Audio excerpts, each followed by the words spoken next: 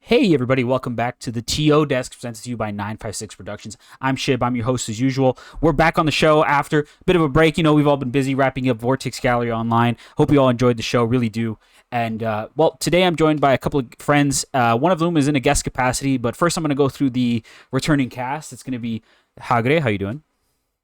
Yo, what's good, y'all? Good to have you once again. Osugure, Osu, tell me. What's up? Yeah, that's the most energy you've put into an intro, I think. For real. I was gonna say that's the biggest like "what's up" I've ever gotten from this guy. You know how it works, and you'll hear it on this Yeah, podcast. yeah, But yeah, I'm always drained is the easiest way to put it. yeah. I think if you've watched episodes where Osu's been on before, you're gonna be like, yeah, that's a lot of energy for Osu. I want to remember what happened. Got that Red Bull. And today we've got a member of 956 Productions who's also in a guest capacity today. I've got none other than Brett. Brett, how are you? I'm doing good. Thanks for having me on. It's nice to actually be on the podcast for once. And it's everyone here I'm pretty familiar with, so looking forward to just having a good time. Yeah. We do have a very good time subject to talk about, I think, because we're going to be talking about Slashback. Slashback was Brett's event, went down in California, and I want to talk about the process. I want to talk about the retrospective now that you've had a little bit of time to kind of sit on your thoughts. I know you went to Japan like immediately after running the event. You can talk to me about that because apparently that was like a whole thing. So we'll get to all the little details. But yeah, I just want you guys to know this episode is going to be focused on kind of looking back at the event and sharing some thoughts. So first of all, we should probably talk about maybe what it is if you've never heard of it. So just to kind of read you guys the pitch from the website slashback.info. It's a new fighting game event hosted in San Jose, California at the Guild House event space. And quote, and I'll have you, Brett, explain this quote. It says, this tournament aims to fill in the gap left by many West Coast regional events that have come and gone. Okay. And the lineup included basically as all the major anime fighting games out there at the moment. It included Gundam, and it had side brackets for some of the favorites of the organizers as well, which we can get into. But so, Brett, now that I've kind of introduced it a little bit, why don't you give me the pitch on like, okay, you are the event director of Slashback. What do you want people to know about it? Yeah, so I think we'll definitely get into what we talked about as far as the history about the event leading up to it. But basically, Slashback, it's a large event in Northern California.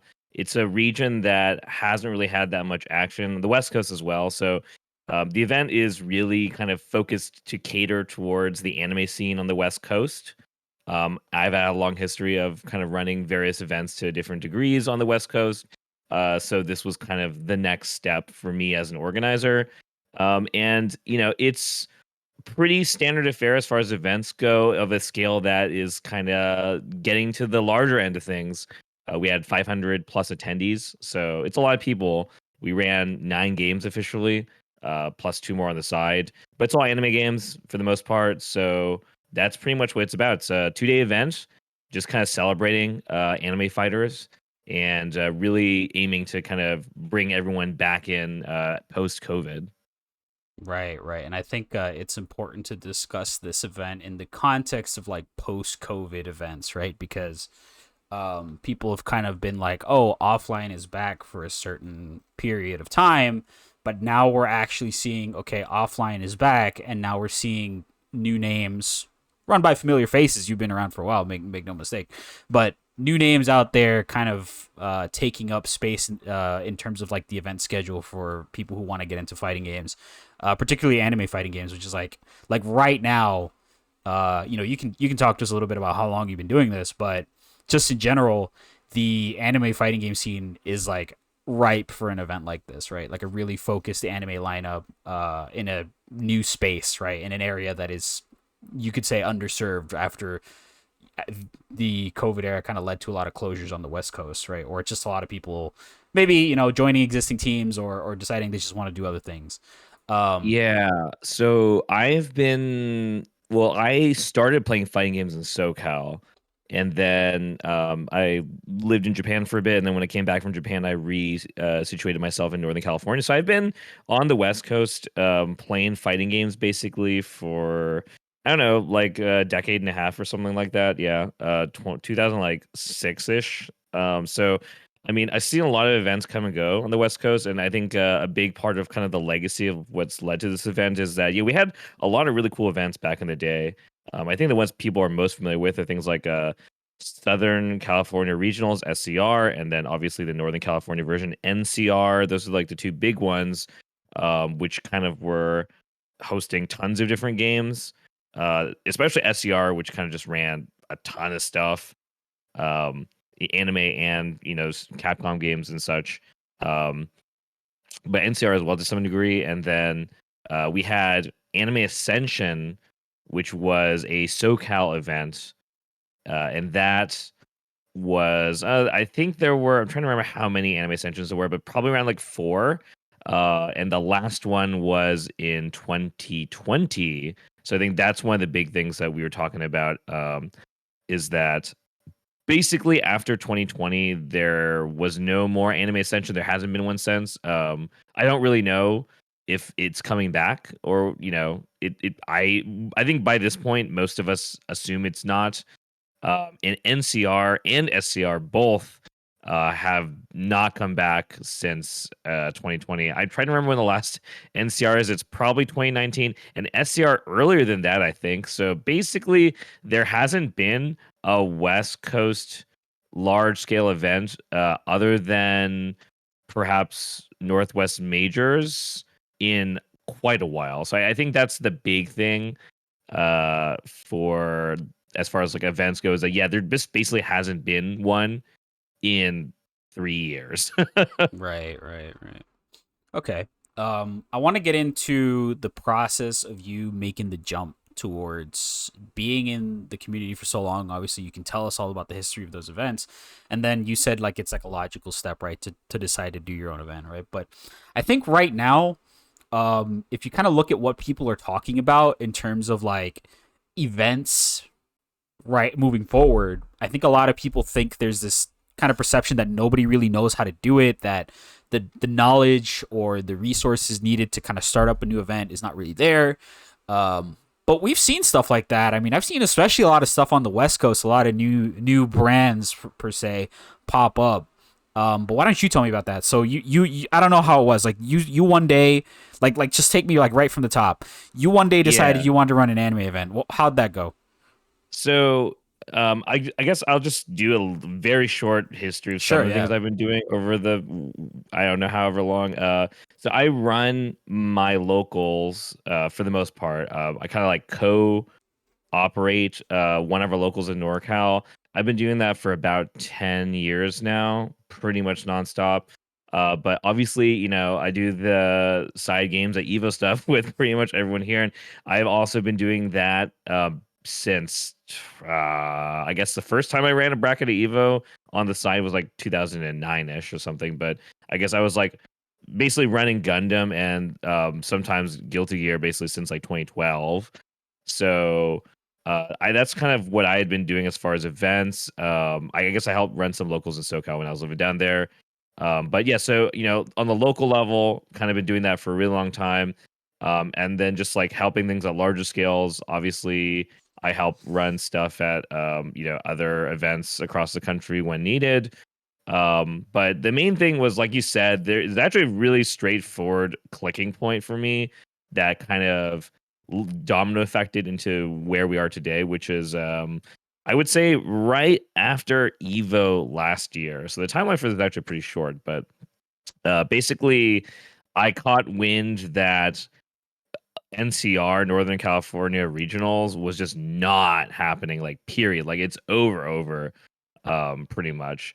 And so I think a lot of West Coast people were kind of holding out hope that there'd be something coming, maybe Anime Central will come back, and so when I heard that NCR was just not going to happen anymore, after SCR was just also been gone, I said that I think if I don't do something, then no one's going to do something, especially for anime games in particular. So yeah, that's worth distinguishing right now. Is like Slashback is not trying to be a CEO or even a Frosty Faustings in terms of the scale of it. I think I gained a lot of inspiration to my event from Ben and Climax of Night. That's definitely been the biggest point, I guess, of knowing that I can do something of this scale because Ben has done that. And you mentioned before about how there aren't a lot of resources or know-how about doing something of this scale, and that is definitely true. And people like Ben have definitely been people I've gone to as a resource to figure this shit out because yeah, I think one thing you are right is that yeah, there's a lot of stuff even from someone as experienced as myself. I've been doing stuff in a lot of capacities and I was still surprisingly really in the dark about a lot of things in this process of running the event as far as organizing something of this scale. So I guess I should also mention I did stuff like UNCDs, which are kind of United NorCal Dogfight. That's been a thing that we did in Northern California. So that was a larger scale than a local. That was kind of like a kind of what, for example, I guess TSB does them as well, kind of like super TSBs, where you kind of have a local that you say is a big one, and you get people from kind of out of region to travel to it. So we've done that before, and those usually get I want to say 150 is my guess around that range. Sure. So, somewhere in between a regional and a local. It's like bordering on regional, but the whole idea is like since the inception, I guess this is a big point for people who don't really know about the West Coast scenes, like because you can drive from SoCal to NorCal, NorCal to SoCal, PNW to NorCal, and if you're insane, like a lot of those guys are PNW to SoCal, because of that proximity, even though it's really not close. But we've just kind of been doing that since for the longest time. All the old heads are really used to traveling like that. So running moderately large things in the West Coast has always been a practice of gathering like everyone from the West Coast. So when I would run these UNCDs, like I would reach out to the PNW groups and the SoCal groups and make sure that things are working for them as dates, and they would kind of coordinate and all drive together and stuff like that. So NorCal's kind of right in the middle, so it's really kind of well situated to be that gathering point. But I mean, it's funny to say that this is a big part of it, but as people grow up, you get jobs, you get money, you can actually fly to stuff. So having like stuff in SoCal for things like Anime Ascension, like people actually were able to fly out to stuff. And so I don't know how that's gonna be with like the new school stuff. I think it's an interesting topic to talk about later. But yeah, basically, right after Evo, I was like, okay, I'm gonna do it, I guess. And I pretty much just told a bunch of people, hey, I'm gonna do it, and gathered team, and we can talk about the process as we go on. But that's kind of where it started. Yeah. Okay. Okay. Yeah, that's really interesting. I guess I want some perspective from Hagare, NorCal crab battle boss over here, about the state of kind of running an event in NorCal. Like, what do you think? Like, do you think it's like a good decision? Do you think it works really well for the region? Like, do you concur with all of that? Oh yeah, for sure. I mean, Brett's been running NorCal events longer than I have, and more recently than I have too. I still haven't come back since the COVID era, but yeah, definitely. I was kind of the when I heard that NCR was like, not going to happen. I was like, well, shit. I was just one of those people who was on the sidelines, just going like, well, that sucks. Cali doesn't have an event. And like Brett said, like kind of, West Coast in general doesn't have one. So I think it's awesome that Slashback happened. I was unfortunately I wasn't able to go this time. But yeah, I was just so happy. I mean, I was planning on going the whole time, and like I was just so happy that it was happening. And when I was watching the stream, I was just like, wow, it was exactly what I imagined it to be. That it was going to be. It's just kind of like a homecoming of sorts. Like we've all been waiting. All these years just for a chance to get together, kind of like in a fashion that Brett was talking about, like where we would just drive to the coastal events.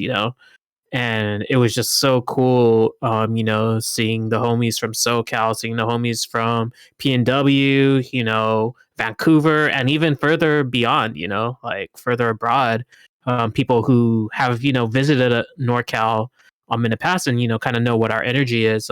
Again, thanks to Brett's and like UNCD, those big events where we have a lot more out of state travelers. Like was really cool to see, and I I definitely think that it was a good thing to have. And I know that it was like focused on the anime scene, and I imagine it will remain focused on the anime scene, but I think just kind of along the same lines of how Brett was inspired by Ben, Shinobi and Climax, I hope that other scenes can see what's going on here. Other like local, or West Coast scenes, see what's going on with Slashback. What's another like kind of homegrown events? It's Fight Kingdom up in Fight PNW. Kingdom, yeah. Yeah, it's like another one that's happening, just since the COVID era. It's possible to do. It's not easy, especially here on the West Coast. We have our own challenges that other regions don't have. Strictly speaking, cost, venue and stuff like that. Sure. Well, just costs all around, to be honest. But yeah, it's possible. It happens, and I'm sure we'll talk about it in a little bit. But at least from my vantage point, everybody looked like they had a good time and would love to come back to another one. Sure. Let's just briefly talk about, I think, the process of venue, because I think that we were talking, you touched on it, Hagre, and I want to know Brett's experience, because I think a lot of people when they get that inspiration, and I just want to say that inspiration is very real. Like I've had that experience myself, where I'll go out and I'll suggest, okay, we should start running here, we should start doing this and that, and I work at least in my locals in like a very focused French bread part of the community. I help out in very limited capacities outside of the French bread circle out here, so like you start seeing other scenes say, hey, look at them doing this, we should start doing that too. And if you have the attitude of like everybody wins when they start, taking up good practices, and you don't hold, you think if people start doing this thing you're doing and you think it's a good thing, then it's a good thing for everybody, right? So I think a lot of people are like, yeah, definitely in that position where they're going to start seeing like anime events, and they're going to be like, okay, or retro events like with Fight Kingdom, and they're going to say, okay, well, we can do this for our community as well. But I think venue in particular is an interesting subject. I know a lot of people have this kind of preconceived notion that there's just no good place for this. Like around them, they don't know of a good spot, right? So I kind of want to talk, Brett. I don't know how much you can talk about, but just like as much as you can about the process of choosing a venue and kind of how that went for you. So, unfortunately, I don't think I can basically burst that bubble as far as apprehension with venue goes, because yeah, it's pretty hard, Mhm. and we kind of just got lucky. So even now, I'm still in the process. It's still like I think basically for West Coast specifically, but I want to say this is probably the case for all regions. Um, at least like for major city areas in the Northern California area, it's like you basically gotta find a sweet deal or have a lot of money. Basically, it's those two things. So I guess NCR, I don't know, although it was in Sacramento for most of it, but Southern California, the large events there have always been basically through hookups, student connections to, UC venues, things like that. And for us, yeah, I mean, I was going through a lot of ballrooms looking at quotes and prices and kind of seeing how much I'd end up having to be in the red. And we happened to find a really nice venue that we stuck with, Guild House, basically because run they run local fighting game stuff. They're a event space, right? They also kind of do private events, but they're basically like a beer hall of sorts. They have like they sell food and drink, and they people kind of show up weekly for various things. So the people who run like production and things there, they are they do fighting game stuff already. They kind of knew both me and a lot of the people running stuff in the local scene, and A lot of the people affiliated with Guild House at the upper ends are also like Red Bull people of various relations. So basically, I was able to they were able to help us out in terms of price and things like that, and get something that was going to work within our budget.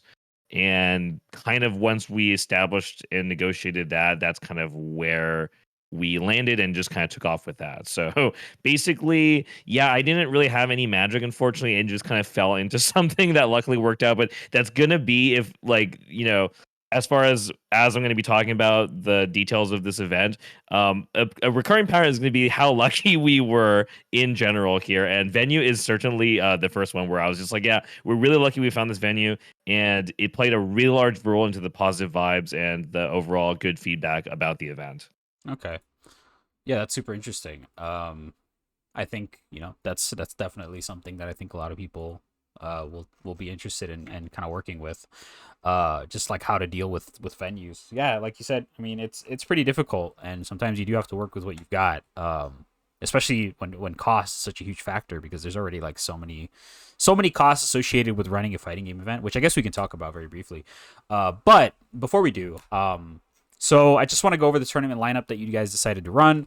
Lineup was Blaze Blue Central Fiction, DNF Duel, Grand Blue Fantasy Versus, Guilty Gear Strive, Guilty Gear Exerd Rev 2, Guilty Gear XX and Core Plus R, Melty Blood Type Lumina, Gundam Extreme Versus, and Under Night.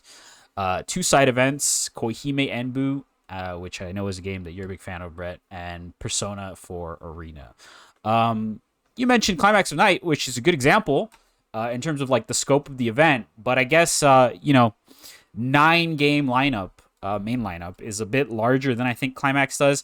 Although I will say Climax 5, they partnered with Data to offer a basically the same level of games, right? As sort of like semi-main tournaments. So talk to me about like the process of choosing your lineup. Like, what was your thought process, I guess? Bro, I just picked the games I like, basically. All right. All right. I mean, yeah, so I can be really transparent about this, honestly. I basically started with 5 games. They were 3 Guilty Gears, Under Night, and Melty Blood. That was kind of the first 5 games. That, for people who are tentative, will notice that is exactly what we had as far as like this kind of PV trailer release for additional games that we did as kind of a promo thing leading up to the event. So I kind of had in mind like 7-ish games as far as like the anime games that are popular in my region, and the rest of them kind of fell in based on feedback on Twitter leading up to the event that people wanted, and seeing what we could do logistically. So I basically planned for having all the games that we currently had in our lineup other than Blaze Blue, which I wasn't really sure whether we would run, because in Northern California people don't really meet up for Blaze Blue, so there wasn't really that much of a drive for the game. But there was a lot of drive from people in PNW and SoCal, and so we ended up making that our 9th game, which was definitely a okay. How do we make this work? How can we go from 8 to 9 and not just blow up? But yeah, basically, I would say I would have loved to do something a little more focused, like what Ben does with Climax, and certainly sometimes I think about like in the future, I'm like, man, yeah, it would be really nice to just focus on something like that. But I think the difference is just like we had such a great need for this kind of event that it would have felt really different if we had not been able to include the people who deserve to be included. I guess in that sense, it's like, I mean, rightly so. Like Ben doesn't run Strive, I think is the big one. Yeah. I would fear for him if he did, because like, Yeah. Strive accounted for basically like half of the tournament. Strive was, we had, I can't remember the final count, but it's something like 190-ish. Maybe it was 200. So that's like literally almost half of the attendees there. So when you include Strive, you bring a lot of people in, and I think that was the big one. Was from the get go, I decided to include Strive, and I think a large part of that has just been me being able to see our local Strive scene and like how they've been able to kind of bring themselves up, propel themselves, and it's been really inspiring just seeing kind of our old heads mixed with new school people. It's like this is the first time we're really getting fresh, fresh meat. Yeah. um, and so yeah, I mean, there was like no way I was gonna cut those people out, basically. Okay. Um, so yeah, I mean, there are a lot of the other games like maybe, but as soon as I said, well, we're running Strive, running, all three Guilty Gears, basically, that's kind of where the jumping off point was. So the rest of it was just kind of like, well, if we're running those games, we got to include these other ones too. So that's actually the case also for Grand Blue. Grand Blue in particular too was like they've really been fiending in the local level. And the events that do run Grand Blue, people really come through for that. So I really wanted to give them love as well. So yeah, I mean, I would say it wasn't really a process so much as just asking myself what felt right, and then at the end finding what capacity we are in to make it work. And basically what we did is pretty much the max possible. If people actually look at our schedule, it's almost not possible to do anything more than we did. Yeah. We really were to the brim. Yeah. Yeah, I recall. I mean, you guys had 2 days and you ran from 11 a.m. to what time did you guys finish? I mean, schedule said like We around 10 stopped at o'clock. like 9 p.m. Day one we wrapped up around 10 p.m. ish. So I mean, like yeah, technically if we did some insane thing like start at 8 and last longer to like 11, I think we could have stuffed another game in maybe or raised caps, but without expanding our operating hours, we really just packed it No, in. I think the operating hours that you guys chose were pretty good. I personally, just in my experience of running like anime fighting games events, if I say bracket starts 10 o'clock, it's like some of you are still not ready for that. Like Oh, it's do not get me started on that. I mean, for our locals, it's taken. I'm trying to remember. It's probably taken like 4 years just to move people from starting at 4 p.m. to 2 p.m. So yep, it's exactly. yeah, we're really sleepy in Northern California. We're really the sleepiest. We're the comfiest scene. So yeah, we don't like waking up. That's a thing for Yeah, sure, yeah. myself included, I guess. Hey, I but have we been there. somehow had every single person there as a bracket runner once we started.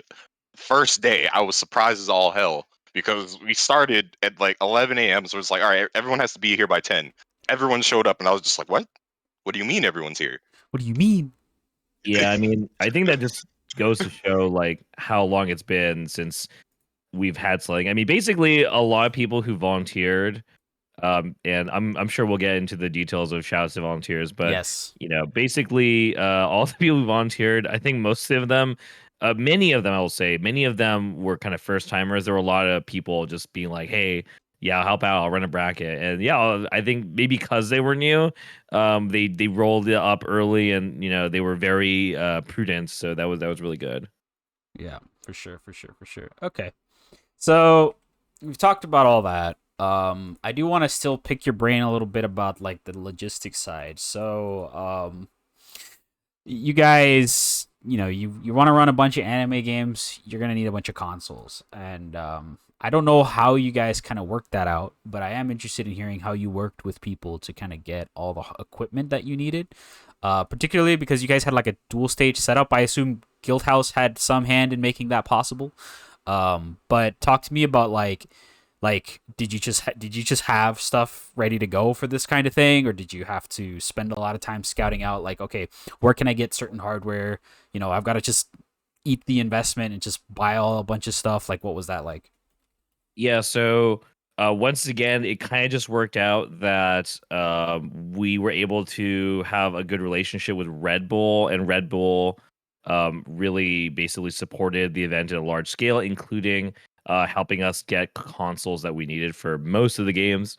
I'm not gonna lie, I've actually just been low key buying up PS4 Pros with a couple other people in my like local scene, just because for people who aren't aware, basically a lot of the newer games they run a lot laggier on base PS4 compared to PS4 Pro. which is usually at parity with PS5 or better sometimes. So basically, yeah, I mean, I have a full Gundam setup. Actually, I almost have a full 2 Gundam sets. That being like 8 at my house. I own like I don't know basically between me and my housemates, like we have and our locals, like we basically just have like 5 to 6 PS4 Pros just lying around in my house as like a Gundam setup. But for the most part, yeah, Red Bull gave us the hookup and we kind of filled in from there as the TLDR on that. Okay, cool.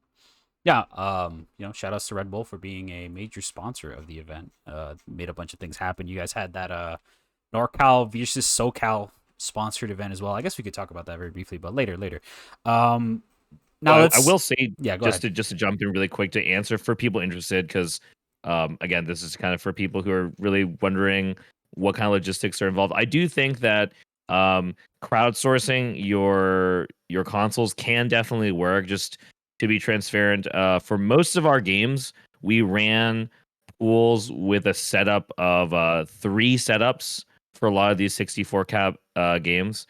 For the higher cap games, for the 96 cap games, we ran 4 setups per pool.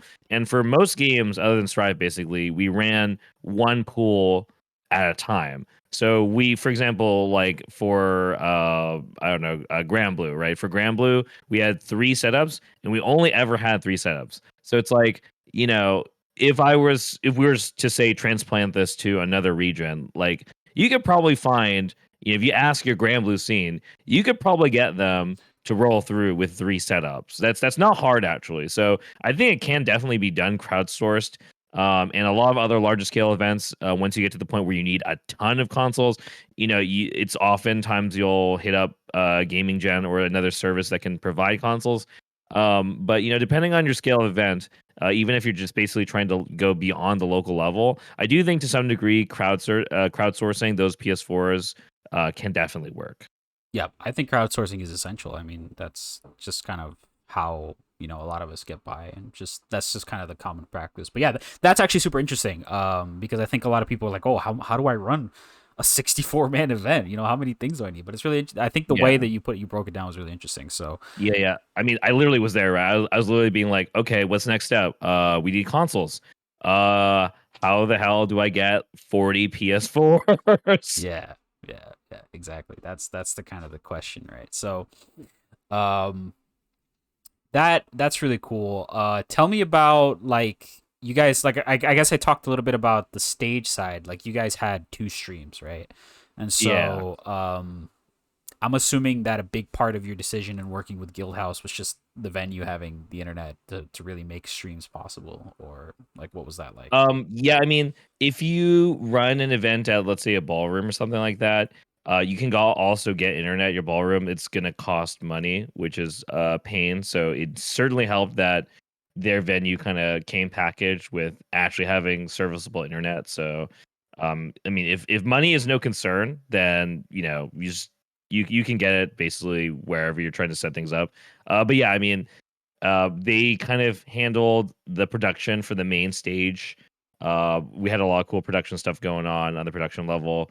And then we brought in Funky P, who people definitely know if they watch anime streams for events. Like, he's pretty much always running a stream, and so having him holding down the second stream was actually like super clutch. Actually, because like he was one of the few people the weekend where I never basically had to go over and worry about whether he was handling it, because he was always handling it. And yeah, I was able to kind of let him do his thing and not have to babysit him or make sure that things aren't exploding. It was like, he was handling it. So shout out to Paul for just being the homie. Yeah. Yep. Always Yeah, have yourself a Paul capable definitely streamer. self-contained. Yeah, man. That is, like, personally, like, that's aspirational. Like, just being that reliable, like, in the streaming space, I think is, like, really valuable. So if there's any of you out there who are, like, interested in doing that, like, really having your setup, like, on lock so that you can take it somewhere and just set up and just be on top of it is, like, super super good. Um so let's talk about, like, the people side, I guess, now that we've kind of touched on that. So I mentioned Osugure is over here lurking in the background, and I know Osu was over there working the event and a big part of making it possible. But I think I introduced Brett as the event director, but I think Osu's role is a little more nebulous and all encompassing in all of this. So Osu, why don't you tell us about your time working at Slashback, kind of what you did and like how you got involved? So I'd like to let me start this off way back because All right, Brett go. hit me up like as soon as Brett decided to like even start like processing making the event, and he was like, "I'll probably you need you down here," and I was like, "I like this was before we started doing BG on stuff, like or we started winding down on it to the point where it's like, all right, we're about to run it." So this is like somewhere before Frosty. I was thinking like December. Yeah. That's when Brett told me, "He's like, all right, I'm gonna need you here." Get no word until like January, and all of a sudden it's like, yeah, I'm gonna need you here. And I was like, all right, I'll do whatever, just let me know. Oh, and I was expecting that what I was going to do was going to come for Brett. Dennis got word that I was coming, and that's where it was all over. It was all it So was, we that is something that we hadn't mentioned, but is definitely at this point that we have to mention that there's a bunch of people I had on my team for this event, but certainly Dennis from PNW is like the biggest for us as far as making things work on the admin side. I was really able to rely on him as someone who had a lot of experience working larger scale events even than I have from the admin side because if people don't know, like a lot of the time, if I'm at like a major, I'm usually working commentary. And if I'm not doing that, then I'm helping out, running side games and things like that. So I actually don't typically work the admin level for the actual event. So Dennis actually had the most experience, I think, of any of us as far as, doing stuff at a large scale on the admin end. And by admin end, for people listening, that's kind of just talking about things on the literal sense of like, okay, from all the Smash GG stuff, all the bracket stuff, to the in-person things of managing your bracket runners and figuring out how things are logistically happening, basically. So nothing to do with production, but just literally making the tournament function and getting it done. That was a lot of it was him. And so this event definitely could not have happened without him. So yeah, he basically found out that Osu was coming, and in his words, basically, he told me, he said, so Dennis said, I have kind of a way. He basically said, I have a kind of a way of doing things that I feel like is kind of best. And Osu is one of the people who aligns with me in his like in my thought process of what needs to be done to get things done correctly. So he basically said, yeah, like Osu will basically do everything that I want him to do. So I'm just gonna need Osu to do whatever I need him to do. And I said, okay, that's fine. Okay, yeah. Shout outs to Dennis. Dude is yeah. always on top of it. Dennis Yeah, I mean, gave me like, the very fun surprise email of here's your hours, and I was like, oh, so I don't leave. Okay. yeah, I mean, Dennis, Dennis literally has been basically begging me for the last 3+ years to do an event so that he can kind of get PNW and help make it happen. So, yeah, like he was basically one of the first people I messaged, and I'm pretty sure the conversation went something like, "Okay, Dennis, you win. I'm doing an event." And he just goes, "Thank you, God," like something like that. Yeah, incredible. Incredible stuff. Okay, yeah, that's really interesting. Yeah, we should. I just wanted to briefly understand, like, okay, what was Osu doing there? I mean, I know the Yeah. answer, which is like everything.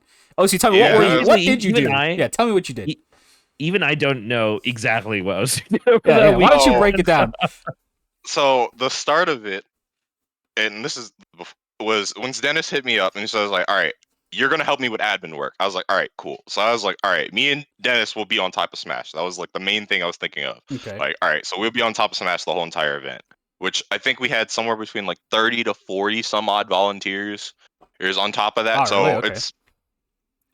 it was way more than I was expecting for like the first time of the event. Like we blew this out of the park for us doing this for the first Total people helping at the event, total staff was 69. Nice. Nice. Okay, wow, that's a lot of people. Nice. Yeah. So I was like, all right, we're gonna sit there and handle the admin work. We'll handle Smash back in. Cool. Then, and for the people that don't know how my life normally works, I run shows and do events for a living. Like I'm always working on an event of some kind, some way.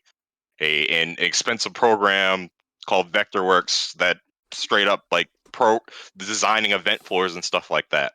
So by the time I finally have to get down to Slashback, I literally got off that night at 2 a.m.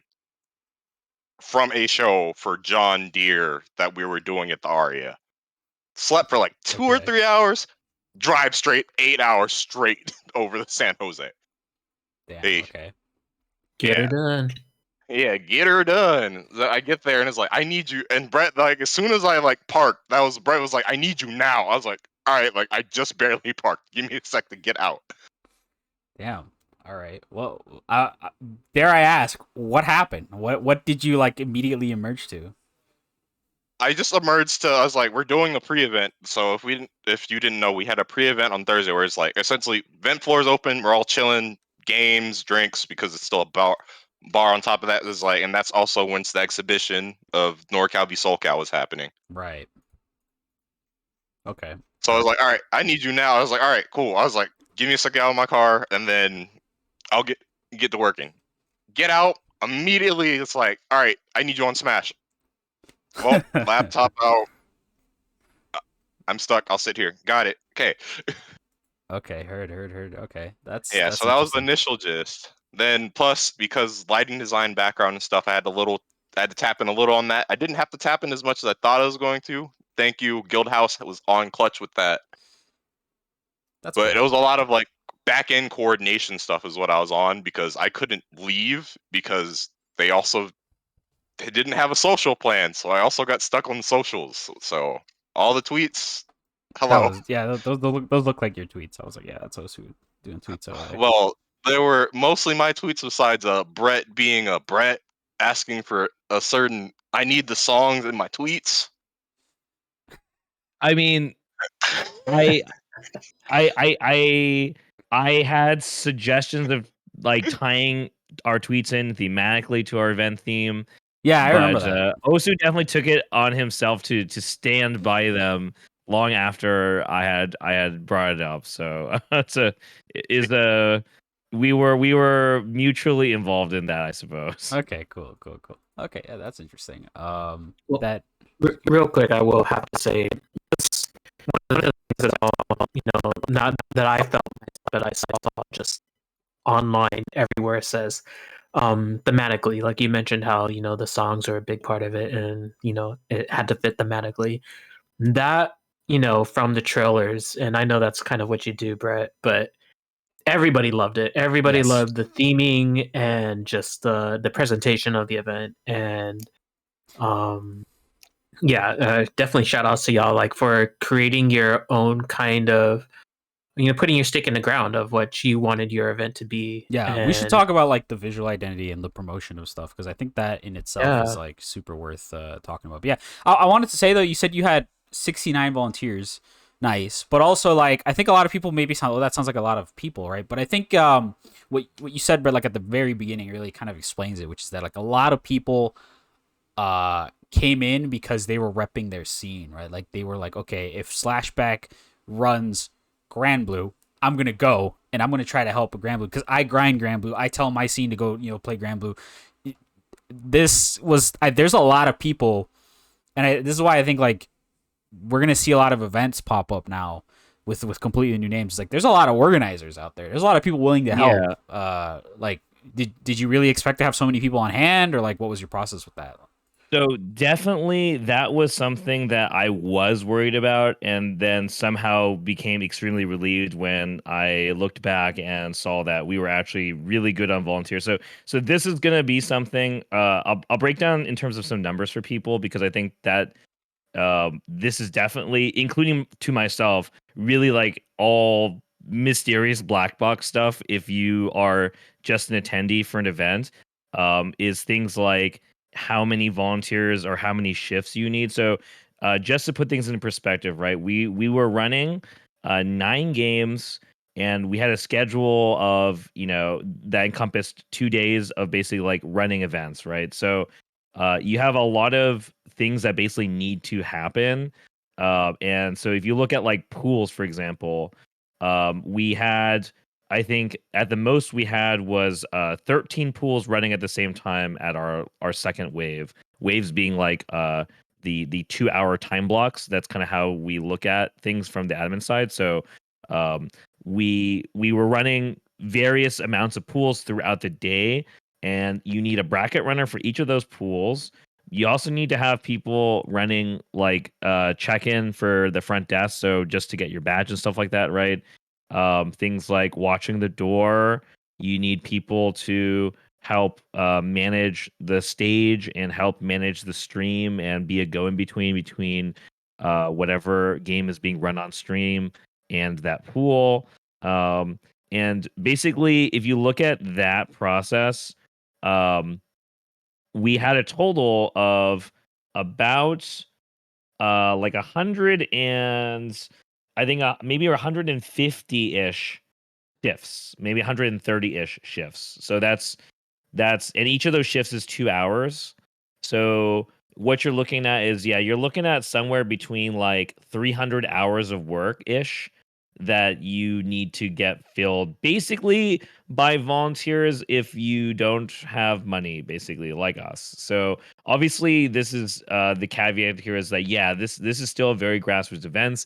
I'm not able to basically pay all the people who, in my opinion, really deserve to be paid for this kind of stuff, but it is unfortunately what it is, but it is kind of the reality of a lot of events, is kind of relying on volunteers. So yeah, it's basically it's a lot of work. It is a lot of work that is just the bare minimum. So everything I kind of mentioned is like if you're trying to run your event right and not trying to cut corners, that is what you're expecting. You're expecting, hundreds of hours of work that you need people to help out with, and that's again just like at the very lowest level. So yeah, I mean, basically, part way through the lead up to the planning phase, I'm like, okay, we might not be good on volunteers. We really need a lot of people, and people kind of just passed the word around. And I woke up a couple days later looking at our volunteer forum and seeing the size increase, by tens of people. So that was very surprising, very lucky in my opinion. That we were blessed to have enough people willing to help pitch in, and so like it might not sound like a big deal if you're just a volunteer and you run a single bracket, but it's like the actual culmination of seeing that many people be willing to do that kind of work. It is extremely impactful actually to making things function, just straight up function. Okay. Yeah, yeah, yeah. Shout outs to volunteers. We know all about that around here. Yeah, like We definitely do. yeah, I mean, pretty much everyone on this call is volunteering for shit all the time. Yep. So everyone here knows, but yes, for real, like people listening, it's like that is one of the biggest factors in making shit happen, basically.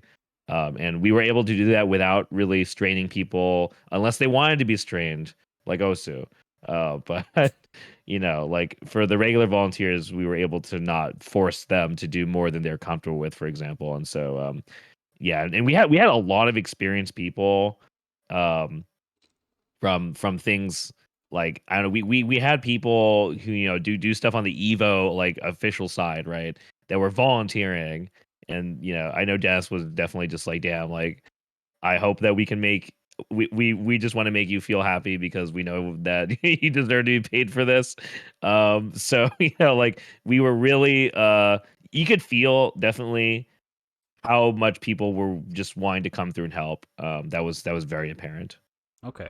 Yeah, that's a really good perspective. I think like we were talking about, the community has been looking for this for so long that it's really it's nice to see the people come through and really help. And that's kind of the nice part, I think, is like I really do feel like if you're gonna be at an event, you go to Northern California for a weekend, right? And your plan is to show up somewhere and play video games. Like I really do think like, and this is something I always do, is like I just like, okay, how can I spend 2 hours of my time, right, helping out the event?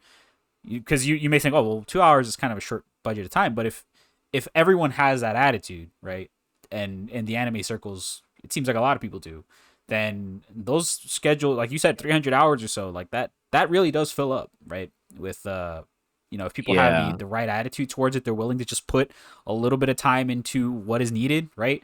As long as everyone is like on the same page about that we all need to put in at least a little bit of work, then it all gets taken care of, and we can all Yeah. collectively, help each other have a good time. Yeah, I mean, I'll say for people who've been around long enough, I assume that we're all on the same page about doing this since, day one. It's like if you play anime games in pretty much any region that's not Japan, even then, you're kind of already in this mindset of like you're in the niche, right? And everything you do is kind of very grassroots. You really got to scrap together everything to make things work. So volunteering and stuff like that is kind of ingrained, I think, in Yep. community for people who've been around long enough. But I think I was really impressed that like Strive players were volunteering, and it's like they, relatively speaking, are like coming from a place where they don't have to really. They probably never really felt that. I mean, Strive is like one of the biggest games, and it has a lot of support. And so the fact that even like those players did not hesitate to pitch in and help out like the rest of us was really inspiring to me. Yeah, for sure. I think that's really good, and it really does kind of show people like, yeah, in other communities, this is how we do it. This is how we get here, right? And because like even for Strive, like yeah, there's a lot of very big interest in the space wanting to give them something, but like if Strive is your game, right? And those people shift gears and they want to look at the next big thing, and you just want to keep playing Guilty Gear Strive, then you're gonna have to take a page out of their book, right? You're gonna have to look back on things like this, and something to always keep in the back pocket, because especially nowadays with how events are going, like we said, a lot of things have left and a lot of people are just getting started. Like you always have to be ready to go to that level of like, okay, how do we do this grassroots, right? Like you Yeah. can never forget that, I think, as a scene. Otherwise you are in trouble. You will just start from square zero with just have no idea like what to do. So really, really cool. I want to shift gears and talk about presentation. So Hagare touched on something that I think is really important, which was the aesthetic of the event. That music was a big focus for you. You guys had those trophies. The what were they? Were they CDs or were they vinyls? What were they? They were They were CDs, but CDs, yeah, right? correct. Yeah. Yeah. So talk to me about. I mean, I know your background in this. I think we all do, but I want to hear it from you because I think a lot of people maybe do not know, which is on them. We're gonna have to link some CMBs or something in the description to this, but like, tell me about your background in kind of doing creative stuff in the FGC and how that informed your event. Because I feel like a lot of what you've done really is like you're playing to your strengths in promoting Slashback. Like, tell me about it. Yeah. I think again, I'll really chalk this up to good fortune that we kind of had an idea and it kind of worked out at all the levels. I'll touch on a really good, funny example of that. But yeah, so I guess for myself, in my day job, I am a professional video editor. So I basically I edit video for a living. I basically work for affiliate of Disney. So and I freelance video edit for some pretty large companies. So that's my day job. And basically the way I got to where I am as far as my career goes is through making combo videos. So I've been video editing. I mean, I was an art major in college. I studied video as well as a lot of other mediums when I was in college. But yeah, I mean, so I've been video editing since I was in high school, I guess. Yeah. And for various degrees, I didn't know whether I wanted to do it as a profession, and I actually thought I was gonna do something like either print design or web design related when I was in college.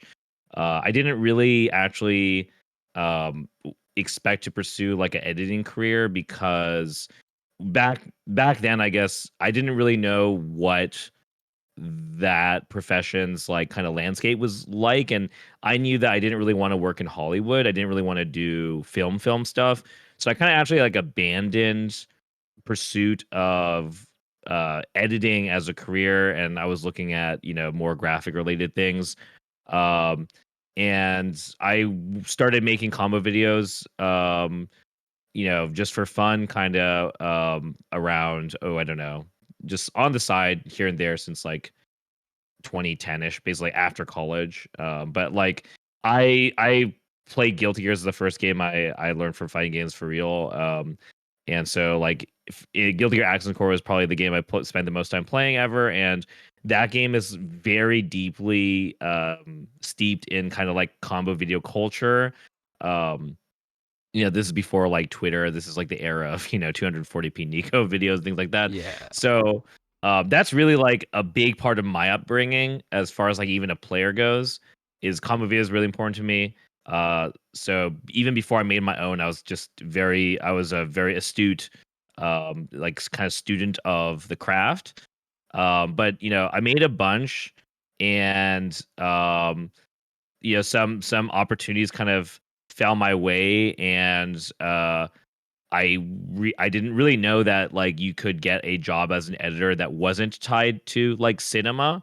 And so and this is also because like this is before YouTube and stuff too, right? Or like so just like the things you could do with video, where if you were instructed in school, it was much more limited.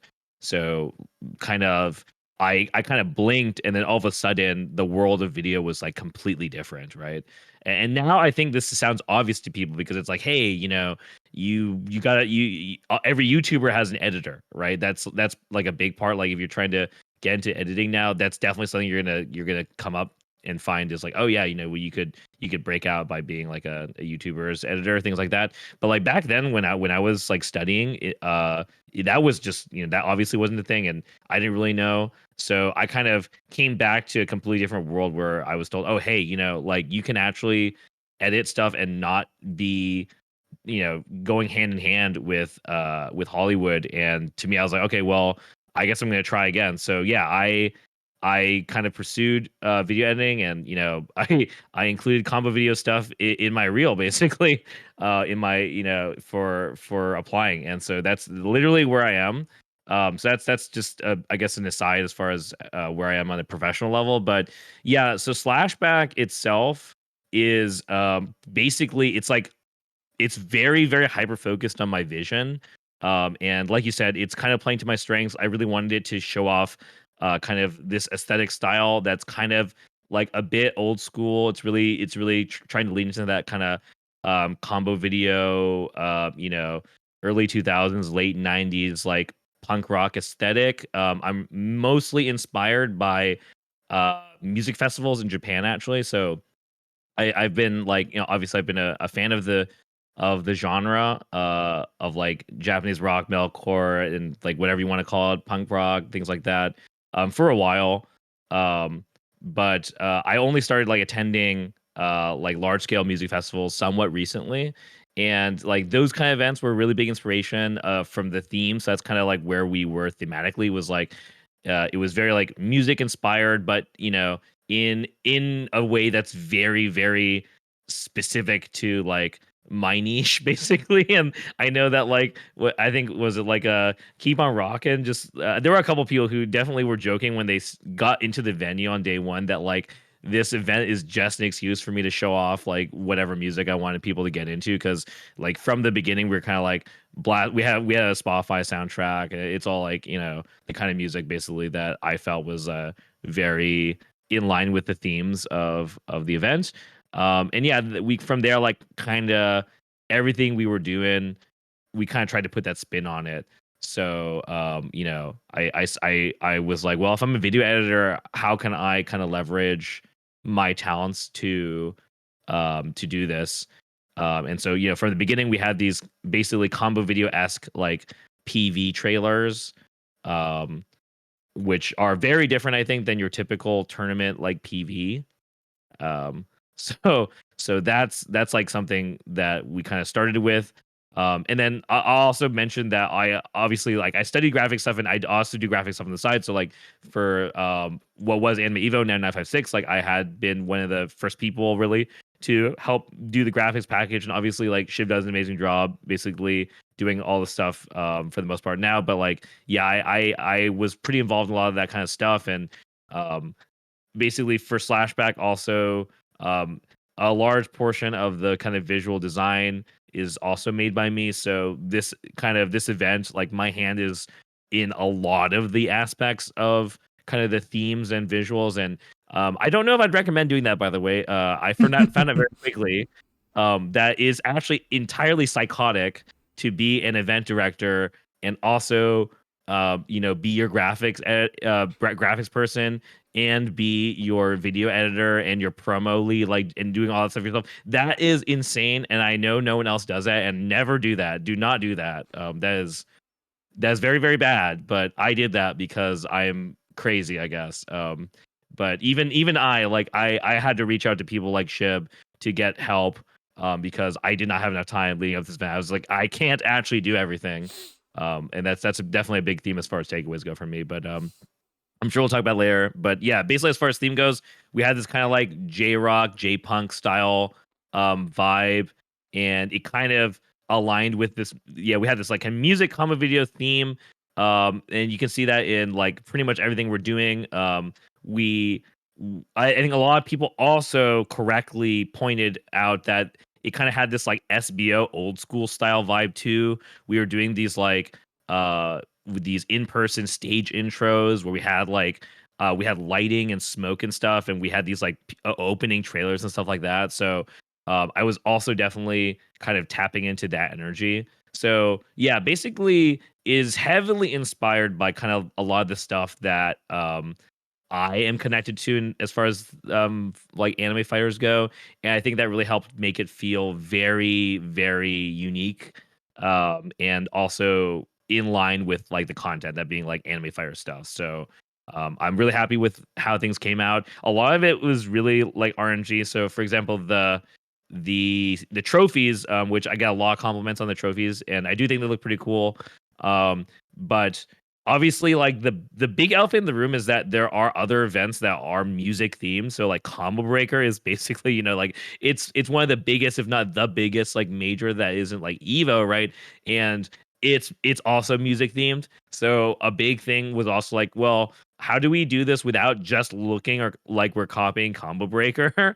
And I don't know if we succeeded on that end. By the way, there's definitely a lot of stuff where it's like, ooh, yeah, we kind of like, yeah, our Twitter logo kind of looking like Combo Breakers. It's a little cringe, but like, um, but those trophies, yeah, like, um, basically the CD trophy that we found that a supplier had, that just happened to be way cheaper than getting the nice vinyl ones like Combo Breakers are. Like those are like Yeah. twice as expensive, and ours are so much cheaper. They're not like dirt cheap. They still cost money. But I said, hey, like, this is a lot more cost effective, and this is kind of like on brand, right? Because like, yeah, we're not I was about gonna say, records. yeah, it's this is like the era of like CD playlists, and this is Yeah. something that I think when we were doing like Evo 22, I was talking about like for Vortex Gallery, like I was thinking kind of the same things. I was like, the aesthetic is not vinyl,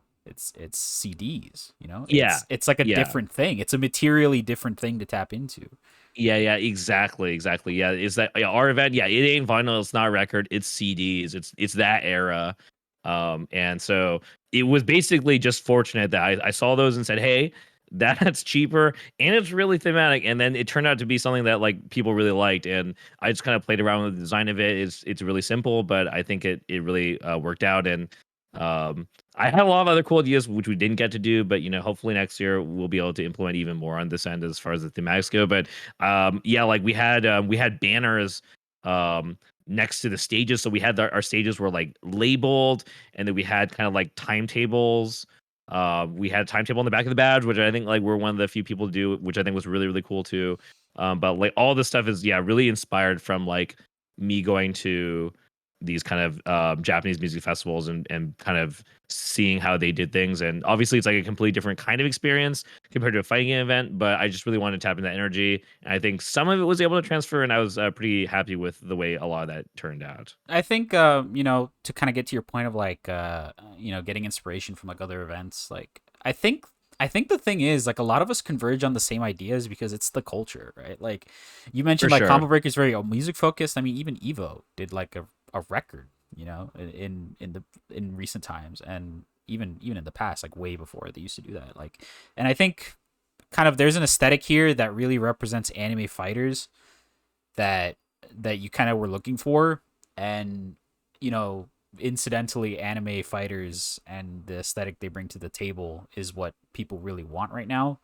And like even like looking at like outside of that, like Capcom, right? Like there's you can see their influences also and kind of a lot of the same things we're talking about, a lot of the same like aesthetics, right? So I think it's just Yeah, like for sure. I think yeah, like what you're saying makes sense, but I also think like it's all because we're all the culture of the FGC is just very like interconnected. Like yeah, you like fighting games now you like 10 other things. That's just how it goes, right? Yeah. So interesting thing to think about. I do want to kind of I think we talked a lot about planning. Let's talk about the event. Okay. So talk to me, I guess, like I don't know if this is like the week of the event or the day, like Friday, Friday morning maybe. Like when is it hitting you? Oh shit, this is real. Like you're about to do this, right? Like what's that like? Um, honestly, I'll say as a director, the day of and beyond, it's kind of running itself in the sense that's like, however you set it up leading to that point, that's where you're at. So for me, the oh shit periods were like the month prior, basically, Okay. because that's when you're hitting all the deadlines. So for example, like, that's where I was dying basically.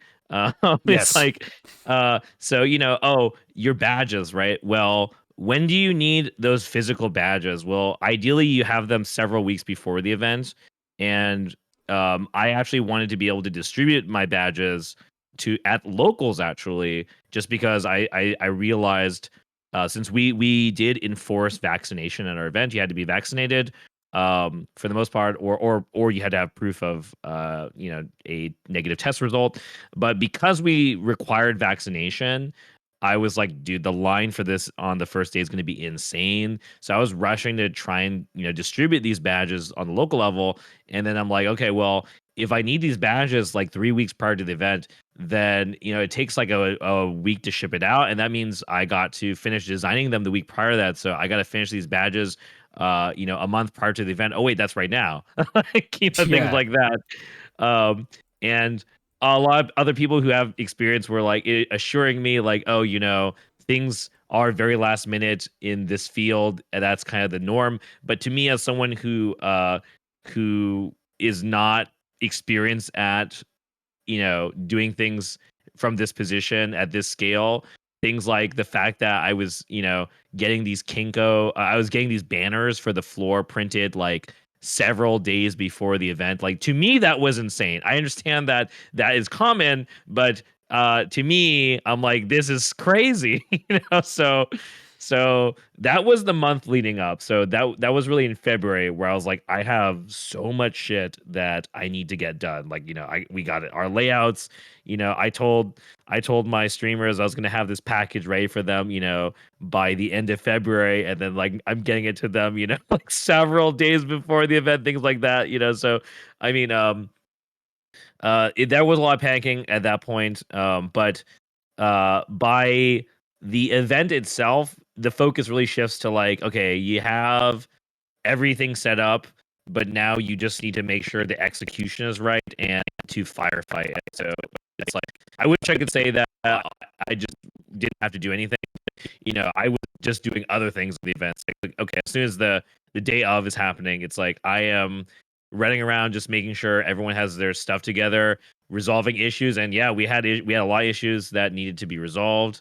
Um, and then every night after well, I guess the night, I guess, yeah, both nights, I guess, pre-event and the first day, like that night, I would go back home, and then I would finish editing some of the top 8 videos because I didn't finish them.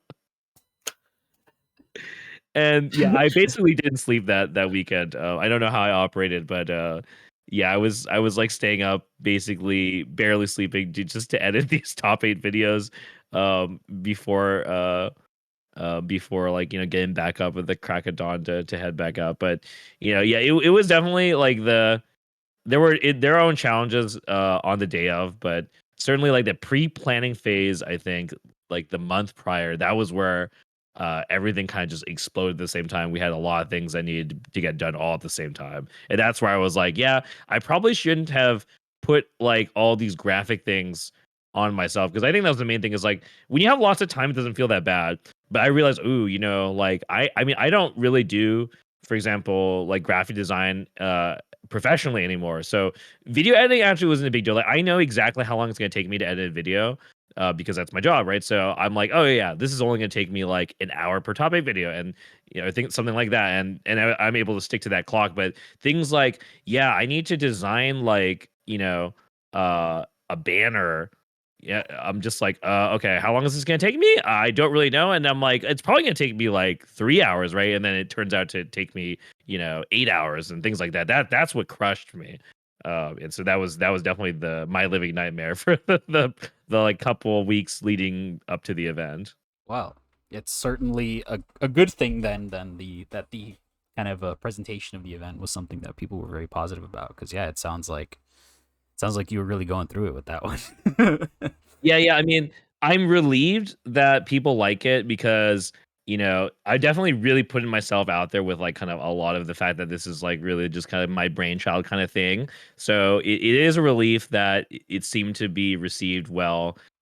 But it's also was really great to actually have the people who did collaborate with me on the visual stuff, because it was like you have no idea how much of a relief it is, honestly, as someone like myself, where I I'm generally in general kind of like bad about leaning on other people. So it was really good to, for example, someone like Flo was the person who did some of the most of the stream assets, and like, man, it is such a good feeling to be like, hey, I need this stuff, and pitch them and give them prompts, and then come back and see something that's like that you wouldn't have been able to do, that looks great, and just be like, wow, that's awesome. Like, I'm so glad that we just have this and I didn't have to do anything like that. That was like actually really, really good feeling. Right.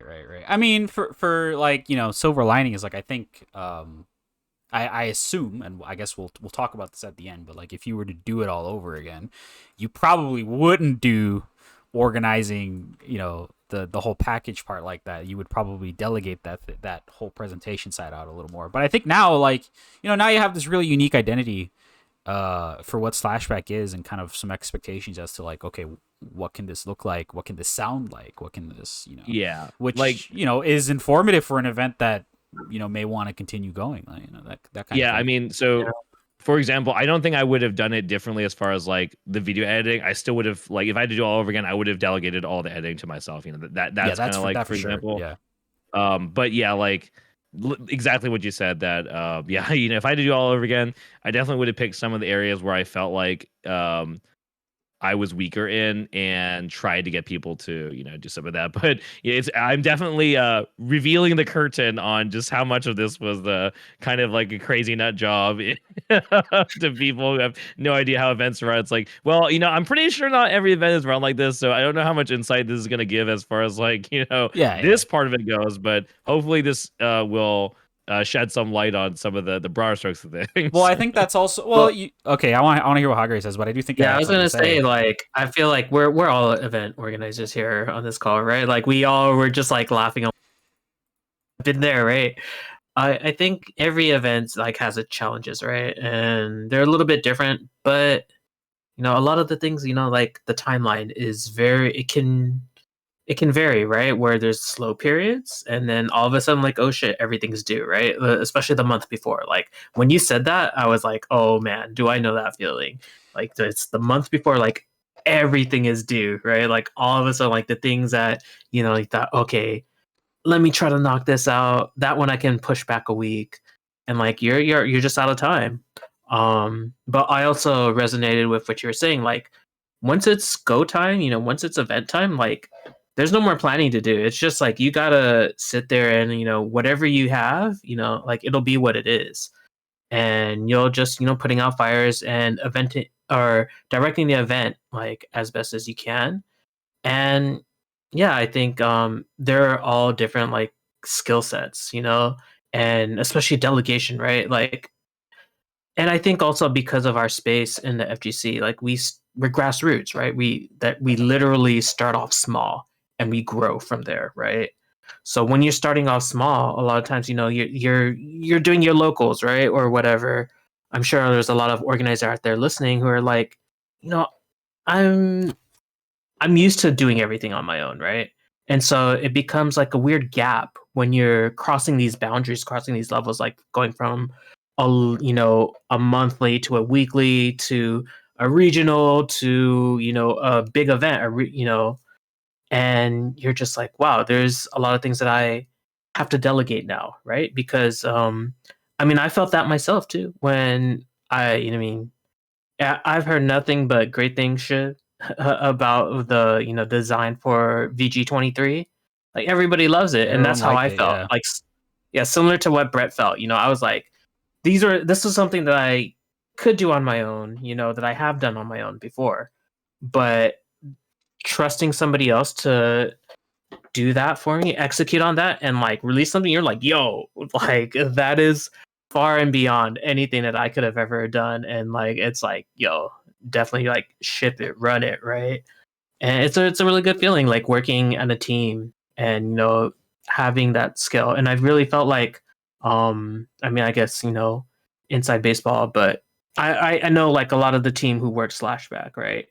Like I already know like y'all have that kind of relationship and connections with each other, and it is really cool to see that in function and being real.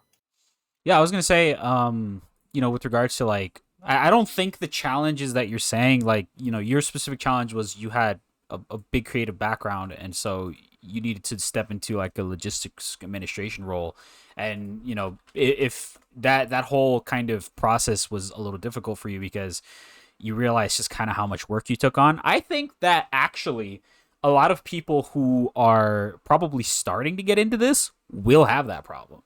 Like I'm sure a lot of people in the scene have a bit of a creative background or they're in this one role. And so when they start, they're going to say, "Yeah, I'm just going to do this because that's what I've always done," right? Like I am running an event now, but I'm going to keep doing this part that I do already, right?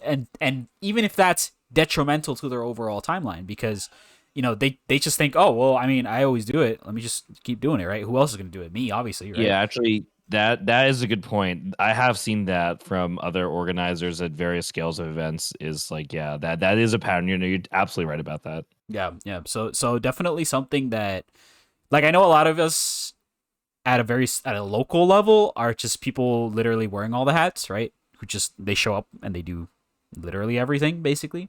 But like if you're gonna go to that level of a regional, right, or major, right, that kind of thing is something that you got to be careful of. I think in terms of pitfalls. Yeah, I remember someone asked me if I was gonna do any commentary at Slashback, and I was like, "You."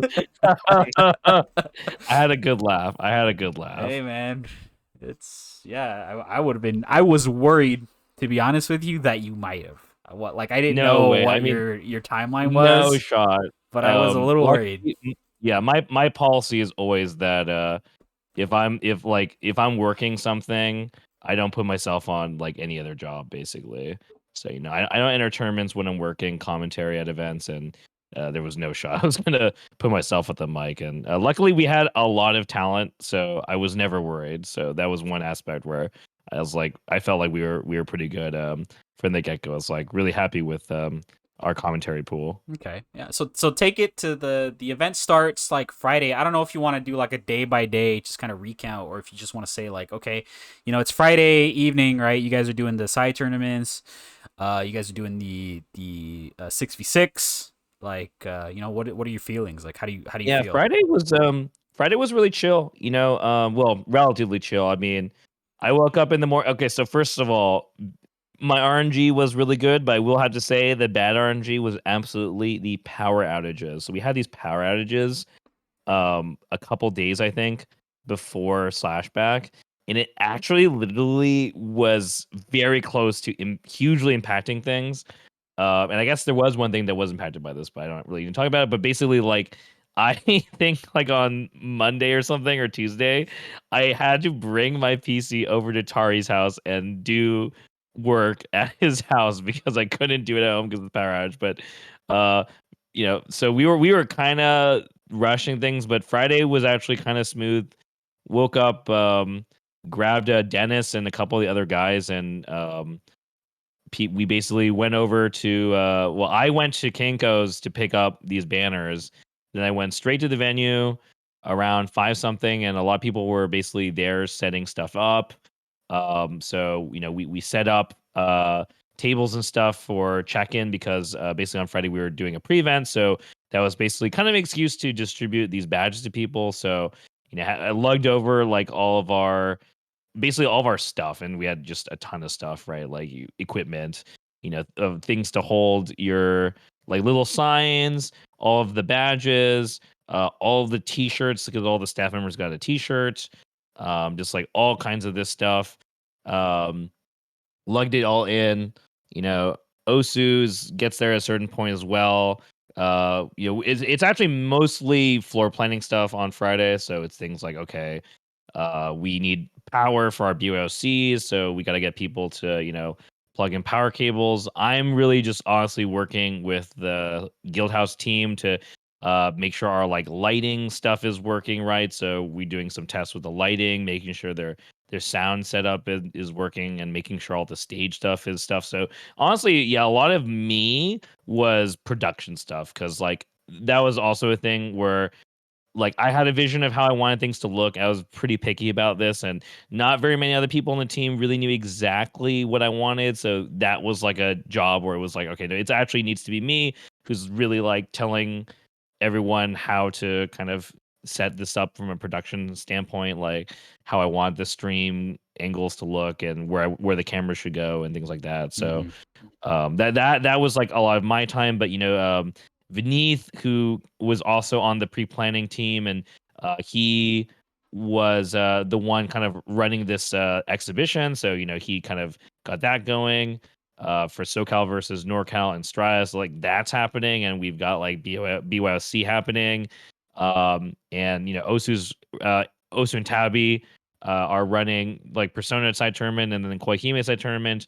And meanwhile, we're just trying to do like layout stuff basically, because the venue is still actually open to the public, and so they've got some of the space basically we can't really touch. So we're just kind of trying to figure out what equipment we can and can't move. It turned out we really couldn't move a lot of it, so that's kind of what we did on Saturday morning. But yeah, Friday night was like making sure we have enough chairs, making sure the space is set up right for in the areas we can move it to. But they were they had like they had a Genshin Impact event on that Friday as well. Oh yeah, perfect. Yeah, yes. Yeah, that was wild. That was pretty great, because they were running it where we wanted to have our TO desk, so we couldn't really set our TO desk up on Friday, but we kind of were able to store all of our stuff at least. So Friday, at least for me, was like, yeah, figuring out as much as we can figure out, storing and setting up as much as we can set up, and then it's getting our three main things done: the front desk badges getting taken care of, and the side events and the exhibition, basically. Okay. And then you guys set up what you can, like you said. Saturday morning, you guys come in, I assume, early to get started with stuff, and like people start to roll through. So like people start to roll through. You guys open doors at 10 a.m., I believe, right? We Yeah. open doors at 10. Yep. and we got there. I got there at 7, I think. A bunch of us got there at 7, and it's all moving stuff. It's all, moving chairs, making sure setups are right, making sure audio is right, setting up, splitters, making sure the stream is set up, things like that. That's all happening in the morning. Um, and we started a little late, as not too unexpected, but I think we ended up opening our doors at 10:20, so it wasn't actually that bad. um so luckily things did not start off too delayed. We did start everything on time, so I don't know, I think Osu can talk a bit more about the miracle of, like, I don't know, somehow things didn't explode. I Don't don't know know. how. I don't know how we didn't explode. I was so surprised because yeah, we got there at 7. I think and I was expecting to get set up actually like earlier before we even opened doors, like somewhere around like 9:30. So that way, it's like the last 30 minutes. Me and Brett are just going around. It's like, all right, let's just actually double check and make sure everything is good. So it took. I think we actually got doors open like 10:15, and I was like surprised with like the delays we had that we got them open at 10:15, and then Okay, everything. wait. I gotta pause because, okay, I'm not trying to call people out, but actually what happened was I told them not to let people in, but then, like, somehow they let in some It people kept, early. yeah. But it's okay. But it was funny. I was like, "Oh, okay, they're coming." Like, It was like one of the expected things, but it was at the same time it was like, well, at least like this is like we opened up early enough where people could get in. So I was like, all right, fine enough for me. Like I don't care. I was like we're good. Desk is set up, cool. Everyone in their stations, cool. yeah, there Then was a line out the door in the beginning, but actually somehow miraculously the line was not a blow up. So if I recall, I actually have the numbers. I think, like, of our badges, of our like 500-ish attendees, um apparently, like, about exactly half of the badges had already been distributed by the time we opened our doors. Wow. So I'm still really amazed at that number because, like, if I had to guess, I would have guessed that it would have been like a third. But people act so, just so you guys know, like, our venue was of a size where that venue had not done a fighting game event of that scale ever, right? The next largest thing was Genesis had a Strive event. Like, I don't know if it was like a pre-party or it was just like, I forget the uh exact details of it, but I believe they ran the Strive tournament, maybe, or an event post Genesis, I think, at Guild House. And so that had like 100-ish, like 150 to 200, I think, was like the rough ballpark of attendees. So that was like the next biggest thing they had ever done, right? Okay. And I had heard people saying it was like kind of crowded there at our venue. So it's like now we're going to something that's basically over double the size. So there were a lot of people who had been to the venue worried about, like, just whether it was going to accommodate everybody. And we had been pretty vocal that, like, this line might kind of be cursed. So I think because of that, there were a ton of people who showed up basically on Friday to get their badge or other events. And so I think a lot of people wanted to dodge that line too. So the result was actually, like, after, I don't know, the first like less than an hour, I think, like, yeah, it was everything like was somewhere like 30 smooth. minutes, Yeah, 45. yeah. Yeah, so somehow miraculously there wasn't actually congestion. I don't know how it didn't blow up, but like Osa said, yeah, somehow things, like, started on time, like pools started on time, people showed up. Like, I'll be real, like, we didn't even have like a meeting for our volunteers. Really? Okay. Yeah, we Which didn't we have should time to have. So coordinate it. We yeah, didn't really have so time to coordinate it because it would yeah, have yeah, happened. like, I will It say, had to happen on Friday, yeah, but then like we were too busy we were running other supposed things. to. Yeah. We were supposed to. So this is definitely, like, I don't know if you're thinking about trying to do something, like, don't do as we did. Like, you should have a meeting, but somehow we messed up. We didn't really have a volunteer meeting. Somehow it still happened. Somehow all of our volunteers actually showed up on time. I don't know how, but just, I don't know. Like, just people were just on on the ball. I don't know what else to say, but it was crazy. Okay. Okay. That's one of those, the community really came through kind of things that, you know, thankful to everybody. I guess we should probably like shout out people like right at the end, but yeah, a ton of great stuff to make the event happen. Talk to me, I guess, about the flow of like the doing the finals, right, of each of these events. So like, you guys have this dual stage set up. You have all these players that are, a lot of people came out to show some high level competition. And so now you're running like top eights for each game. And so like, what did you guys start with? Where did I put you guys' website? What? Yeah, so our first top 8 on main stage is plus R. Right. And that has its own share of blows because we were running on PC. But it did end up happening. But our first game was plus R. We had these for the first day. Every top 8, regardless of the stage, had the same treatment, which was it got an intro video, it was like a 40-second ish, like somewhere between 30 and 50-second ish intro video, and then right into the matches basically, and we had we those kind of went off without too much of a hitch, so I'm pretty happy about how that worked out. But day one, production wise, was actually kind of um not super fancy. We kind of saved the extra sauce for the second day. Okay. But yeah, first was plus R, and at the right after that, I think was Gundam on the second stage, and we definitely had some issues with Gundam because it's Gundam. But I think with the PS5s, basically the splitters were not being very happy. Oh. But the result was really funny though, which was it got delayed, and the whole time we had they were just playing what's sorry, Gallant Char, the like Char's theme was just like on loop. So like there were people waiting to watch or participate in Gundam, just listening to it That's on loop for actually like so good. it was like 30 to 40 minutes actually. Like it was so long. That's crazy. That's actually so funny. Okay, yeah. And you guys had DNF dueled, and you guys had CF finals. It looks like at the end of the day. So you guys wrapped Yeah. up, like you said, like around 9 o'clock. So I assume those went pretty much as you expected. Yeah. CFs in particular, I was really happy with. Like, but that's probably my favorite of the top 8 intro videos, like of the standard ones at least. Uh-huh. Just because it goes really hard at the beginning, and it's on Paul's stream, so like he actually has the intro video included in the VOD, so you can like watch it. It's really sick in my opinion, but it definitely jump scared people because I told Paul to like crank it up when it starts because that was I think the only well, I think because like there were hiccups with some of the other ones, but what happened as a result was like it starts off immediately like pretty loudly, so it just jump scared like a ton of people in the audience. Yeah. But yeah, so I think BB ran. I think BB was the last one to finish because I think BB started a little later than DNF. Um, but yeah, I think for people who like, I think you could see it in a little bit in the actual VODs.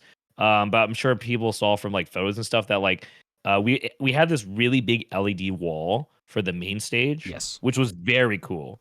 And basically, yeah, the venue helped us afford renting it over the weekend, but it was just really cool, and I'm really happy that we were able to kind of use it to like kind of show off the visuals. So like all these like top 8s and stuff, they had like these splash screens from the videos I edited put in there, and so it acted as a really cool backdrop for like all these award ceremonies and stuff like that. So I just remember the DNF one looked really cool, and was really happy with the way that one turned out. All right, that's super sick. Let's talk about day 2, I guess, very briefly. So you said you guys had a lot more plans. Talk to me a little bit about like what you did differently for day 2. Yes, so day 2 was the day where we were doing like it's basically finals day. Yeah. There's still semis and even pools for Strive and the bigger games. So Undernight and Exerd were also doing their semis. But basically for all of these games on the main stage, that's where we were doing like the smoke machine, and that's where we were doing like the live the mic intros for the players basically.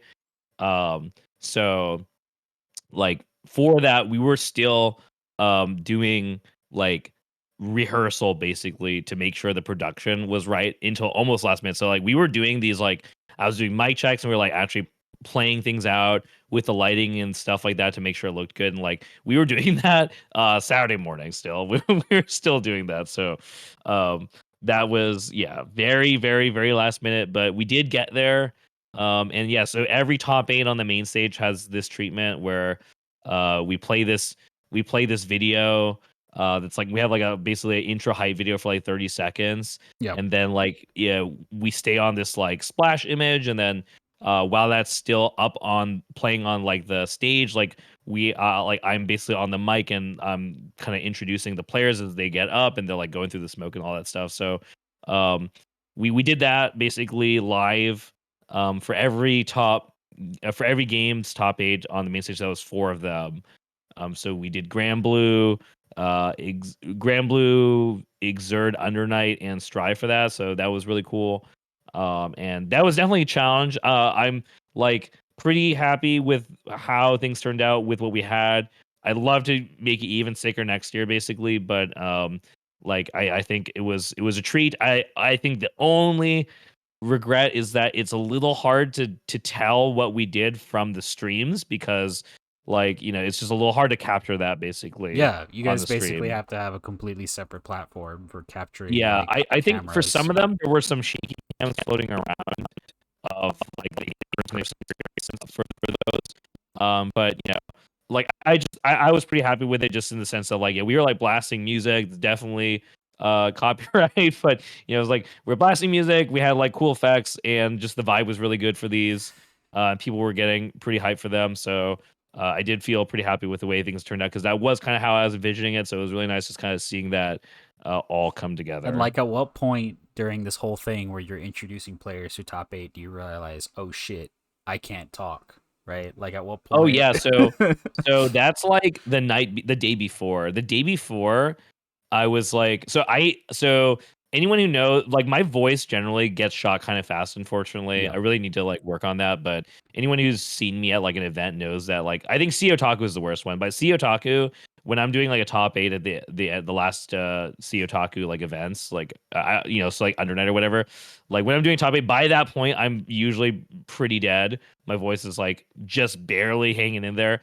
So for this event, I knew that I need to be worried about that. So by the end of Saturday, so the end of day one, like my voice is a little damaged, and I'm like, I think I can push through it. And so the end result is that I think by Strive, my voice is like quite dead. And certainly by the time I give my final words, I sound dead. Okay. But the first one at least sounds like okay. And I'm like kind of just basically pushing through it. So I got to the finish line about where I expected to be, which is basically not ideal, but it happened at least. So Okay. like yeah, basically, I kind of knew what I was gonna get into, and I did get there, but it was like just barely. It was definitely like very much cutting it very close. Okay. And I don't know, man. So overall, like, do you think working with the venue and kind of the people you had on hand, like what was the overall feedback you got from attendee experience? Like, I think a lot of people were like, oh yeah, this is really chill, this is really cool. But like you personally, like how do you feel it turned out in terms of people just, if they wanted to come in and hang for the day, play tournaments, like how do you feel it Yeah, went? I mean, I definitely feel like almost everything that we planned around kind of came to fruition. I think Osu could probably also speak a bit on Yeah. that, but like, like the floor plan, like the space, all that kind of stuff did not really have too many hiccups. We had like food trucks. People really liked just the vibe and like um I think the biggest one um was the music that we played in the venue. I had a lot of people mention that they felt that that was a huge part of like making it feel different. And I had a lot of people just be like, yeah, I don't know why other venues don't or events don't do this, but they were like that they really noticed the difference between like another major where you're just hearing like the game sound, on the big stages booming. And the difference between something like that and like having basically like music playing in the venue at pretty much all times. Mhm. So I was really happy that like that's how I knew I wanted it. But it was still really nice having that positive feedback. Like this pretty much unanimous that people really liked the field event. So I think I was really happy about that. Just like really happy that the vibes that we were very hyper focused on making did happen and did get really positive reception. I think that was probably one of the biggest wins from the event overall.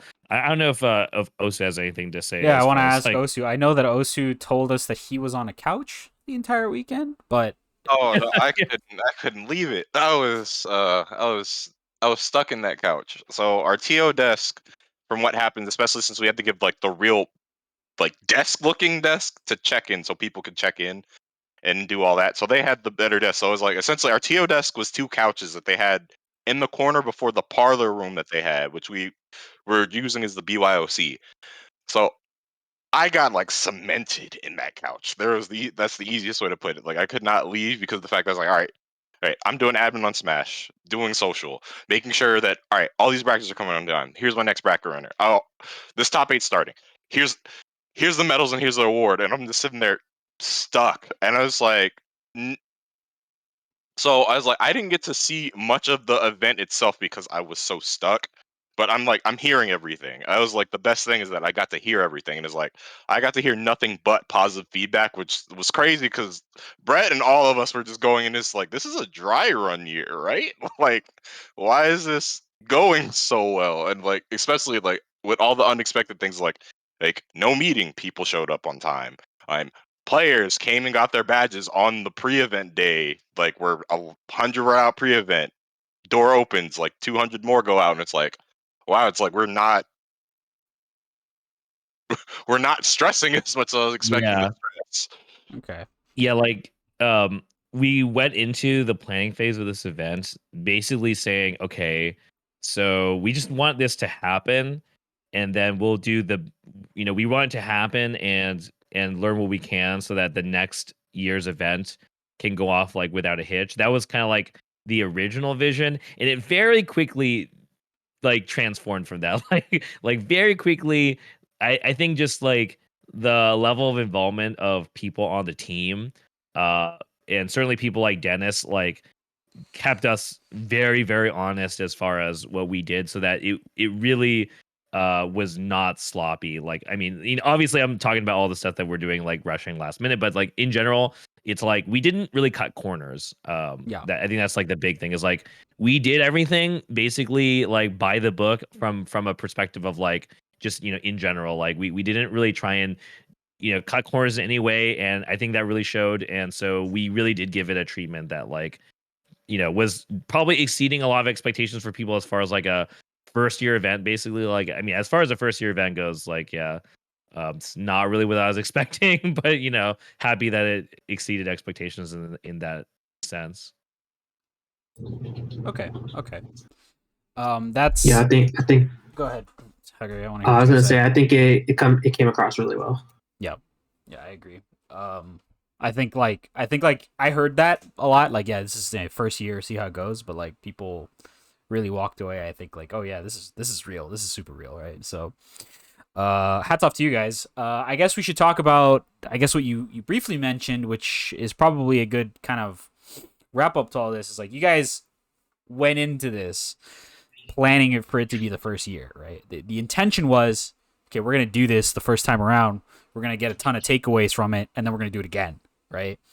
And so, like, I guess talk to me. I guess a couple of points about what you took away in that purpose. Like, you still had to do the thing for the first time. So, like, what are you really thinking about for the next one?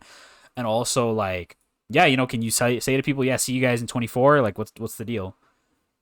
Yeah. So, first of all, yeah, I mean, I don't know. I can't say anything as far as the dates or any specifics, but like, it's gonna happen next year, basically. So, slot something. Again, like, yeah, I really can't say when or where it's gonna be. But from the get go, this was planned to be something that is not just a one of. So I think there were a lot of people who couldn't make it that I really want to give them an opportunity to go, because as successful as we were, I still know a lot of people who couldn't make it out, Terry included. And so I'm definitely pretty happy, like, to get. I definitely want to give people, that run back on it, basically. But just as far as wrapping it up goes, I think like the biggest thing for me was I had a lot of postmortems. I'm still doing postmortems, honestly. It still ain't over, honestly, but I'm still working on this event. To me, but uh, the biggest thing was that we spent a lot of these postmortem discussions just trying to figure out what the formula was that led to the the overwhelming positive feedback. Because even from me, like, I mean, it went out, it went over the way I wanted it to go over, but I was not ready to um receive as much positive feedback as I did. And so we were really trying to like figure out what it was that people liked so much. And I think part of that is not just like trying to come to an understanding, but obviously to get that takeaway, right? Like that Yep. these were the things that worked. And I think from a um, and also like I'm glad I'm able to get on the show to talk about this, because some of this was like stuff that I would have liked to say at the end of like during my final words for the event, but like I was just like so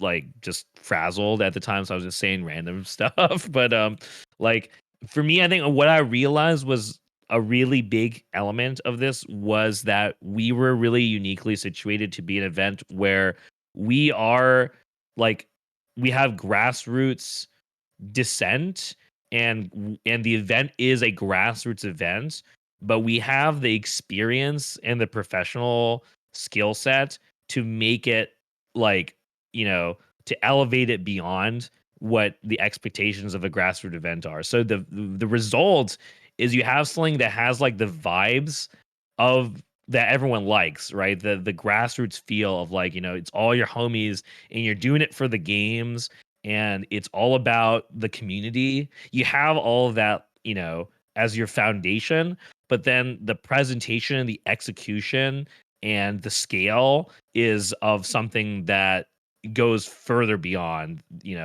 that's something that you only expect from something that would normally like feel corporate. And I think that's the biggest thing. I think that made it really stand out was it's like, oh, this is something that looks like it's got to be done by a big group of people with a lot of money, and that doesn't really care about your games or whatever. And instead, no, it's like still very deeply rooted in like community first, basically. Okay.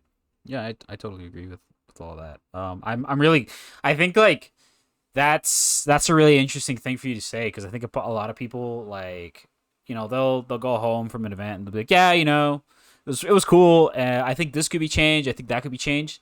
And like, yeah, to a certain degree, that's fair. And you're gonna listen to those people and you're gonna say, okay, what can we do?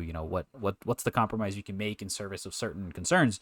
But like what you said is also equally important. Is like, okay, people like this part. Why? How do we keep that as part of the thing? Like if we make changes, how do we make sure those changes are in line with what people liked, right? So I think like really breaking down the positives is something that people, maybe if they're looking at things to improve about their own event, they're maybe just looking at what people have not really liked, or maybe they thought could be better, but not really like, oh, this was really good, because what you don't want to do is sacrifice, the identity of the event in service of, a couple of things that maybe you can continue to work on, but at the end of the day are a result of going to a certain direction. So, I super appreciate all that perspective. So set some time for March of next year, guys. If you're on the West Coast, or if you just feel like going to the West Coast, because Slashback will be back, will return. I guess you mentioned like you had like like last kind of thoughts about this. Like, do you have anything that's like a super last thought that you want to say that you really didn't get out there? Like just like free space. What do you want to say? Right. Yeah, I mean, I think I said a lot. it's just really cool seeing people come out and support stuff. I guess like I guess I didn't say it on this show, but like the team that we had also like everyone was giving like their 300%. So like I mean like Osu, like yeah, he stepped up in a way that only Osu could do, and we had several other people doing like that same level of like just I don't know, they're just going Super Saiyan with it. I think the main ones would be like obviously Dennis. Like Dennis is known to be a god, so I mean that's it. Almost goes without saying that he was just on it on a level that only Dennis can do. He's just straight up the best. So there is no one better at running your tournament than him. Period. Um, so obviously like we are very blessed that like he was able to help to his like godlike capacity, but I think for me the best things were people like a lot of the under night players that became part of my core staff, mainly like Tari, Mario, and Prem. Like those people and Osu can attest that those are the people where they just kept giving beyond what they're normally doing. Like, I mean, Tari helps me with streams and he, he just does like random stuff that I need help with here and there for other events that I have him involved in. Like he's run the Gundam stream for me at the Evos where I'm commentating at the same time, that kind of thing. But for this event, he was just like doing everything that we needed help with that he was available for. So it's like, he reprogrammed our stream package because I could have done that, but it would have taken me a whole day. He, was handling socials after Osu left and could take a break and just like things like that that were things he wasn't, he had no experience in, but just stepped up to it.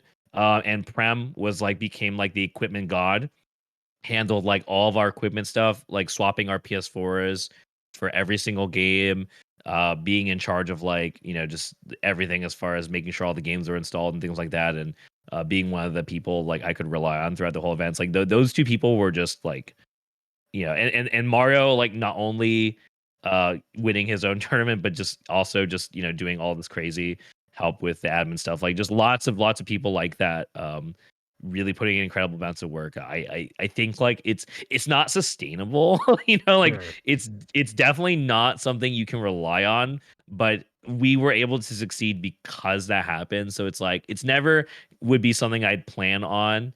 Although I guess Dan's was playing on Osu just being on that table the whole time, I guess. But like but yeah, I was just realized, how impactful and how critical these kind of things were to the events, like not exploding basically. Because I think as Osu said before, it's like I think we were just waiting for something to explode the whole weekend and then nothing exploded, and that was just like a miracle to me. Because I don't know, things will go wrong, but somehow like small things went wrong. And obviously, like you said, like I mean, I talked at length about trying to focus on breaking down and understanding the positive vibes, but there were certainly takeaways, certainly mistakes we made, certainly things that we could have done better. And we certainly took that into account and really tried to take inventory of what we need to do better for the next time. But I feel like everyone here knows that that is something that we are all used to doing. So like that part of it, actually, I mean, we do postmortems for Vortex Gallery every single year, Yep. so it's never not in our mind, as far as trying to step up our game. I think that's the reason why we're all here on this call is we are people who try and fix our mistakes and try and get good, even when it's not in the fighting game itself. So I didn't really touch on that because yeah, that kind of goes without saying that like yeah, there were definitely takeaways, but I think like I think there so there are VODs that are no longer on Twitch, but I guess I can say that we are going to be basically uploading them to our own channel. So we are going to have like a Slashback YouTube channel. It's going to have all the VODs. Um, and that's something that people can check out for people who couldn't make it, because I did speak at length basically there, and so people can peep that for just me giving big shouts. But I think just like as far as this call goes, like that, as far as like sharing my insight goes, that like yeah, I think there were a lot of things I didn't really know how to do, and I'm happy to be able to share some of the the inner workings of that, and certainly for people that are looking to do that, I would really tell them not to hesitate to ask either myself or other people who have experience, because it's just like, yeah, I don't know what I would have done if I didn't have people like Ben to just ask basic questions. Things like, how much are you charging people for an ad reel? Or how much are you paying your volunteer? You know, it's like those are such awkward questions that you feel embarrassed to have to ask, right? Those are Yeah. the kind of questions I had to really like bury my pride and just ask myself. Things like, what is acceptable from, for example, a financial point of view, because yeah, like I had no idea how much anything costed.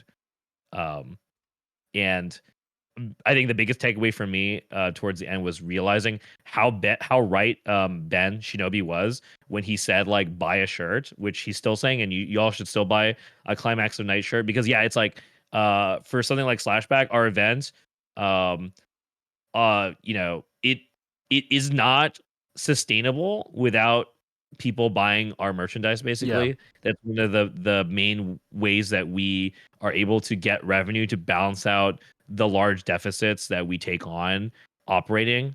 And yeah, I kind of like, I was definitely in despair when I was like kind of looking through, like when I started, I think maybe a month or two out to the event, actually really detailing, tabulating how much I'm paying for like everything, and realizing how many things add up, and just being like, oh shit, like this is, I thought we were good, we're kind of not good, so it's like there were definitely things that I wish I had been able to budget out that I didn't get to. Like I really wanted to make custom masks with like a cool visual and just like give them out for free, basically.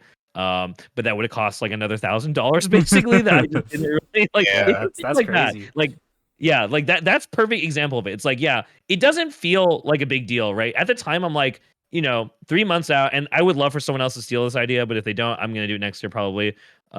Anyways, which is like yeah, it would be really cool to have these like custom branded masks and give them out for free, because everyone needs to be masked up anyways, right? So like, you think of the idea, you're like, perfect, that's great. Then you look at it and you're like, oh well, I have 500 attendees, so I need at least 1,000 masks. So this is gonna cost me like $1,000, and that's the point where you're like, oh shit, uh, you know, Yeah. and so I'm obviously like I'm not very experienced at the business side of this, at the scales that we're at, where the money starts becoming like, you really scale it, stretch that money out as you expand your event and realize, oh shit, like yeah, this is a problem. So like I guess I just want to reiterate that it's do not be afraid to ask somebody, because you have to ask those questions, because if you don't know, like the thing is, like this is not, you're not gonna find a YouTube video telling you how to run a fighting game tournament with a scale of this kind of magnitude. There's only so many people, period, on the planet Yes. that like know how this is done. That's the thing. Is like, and it's weird to me to say that I'm one of those people now, but it's like there are not that many people, period, who know how this shit is done. And so you kind of have to ask someone. You can't really like research it.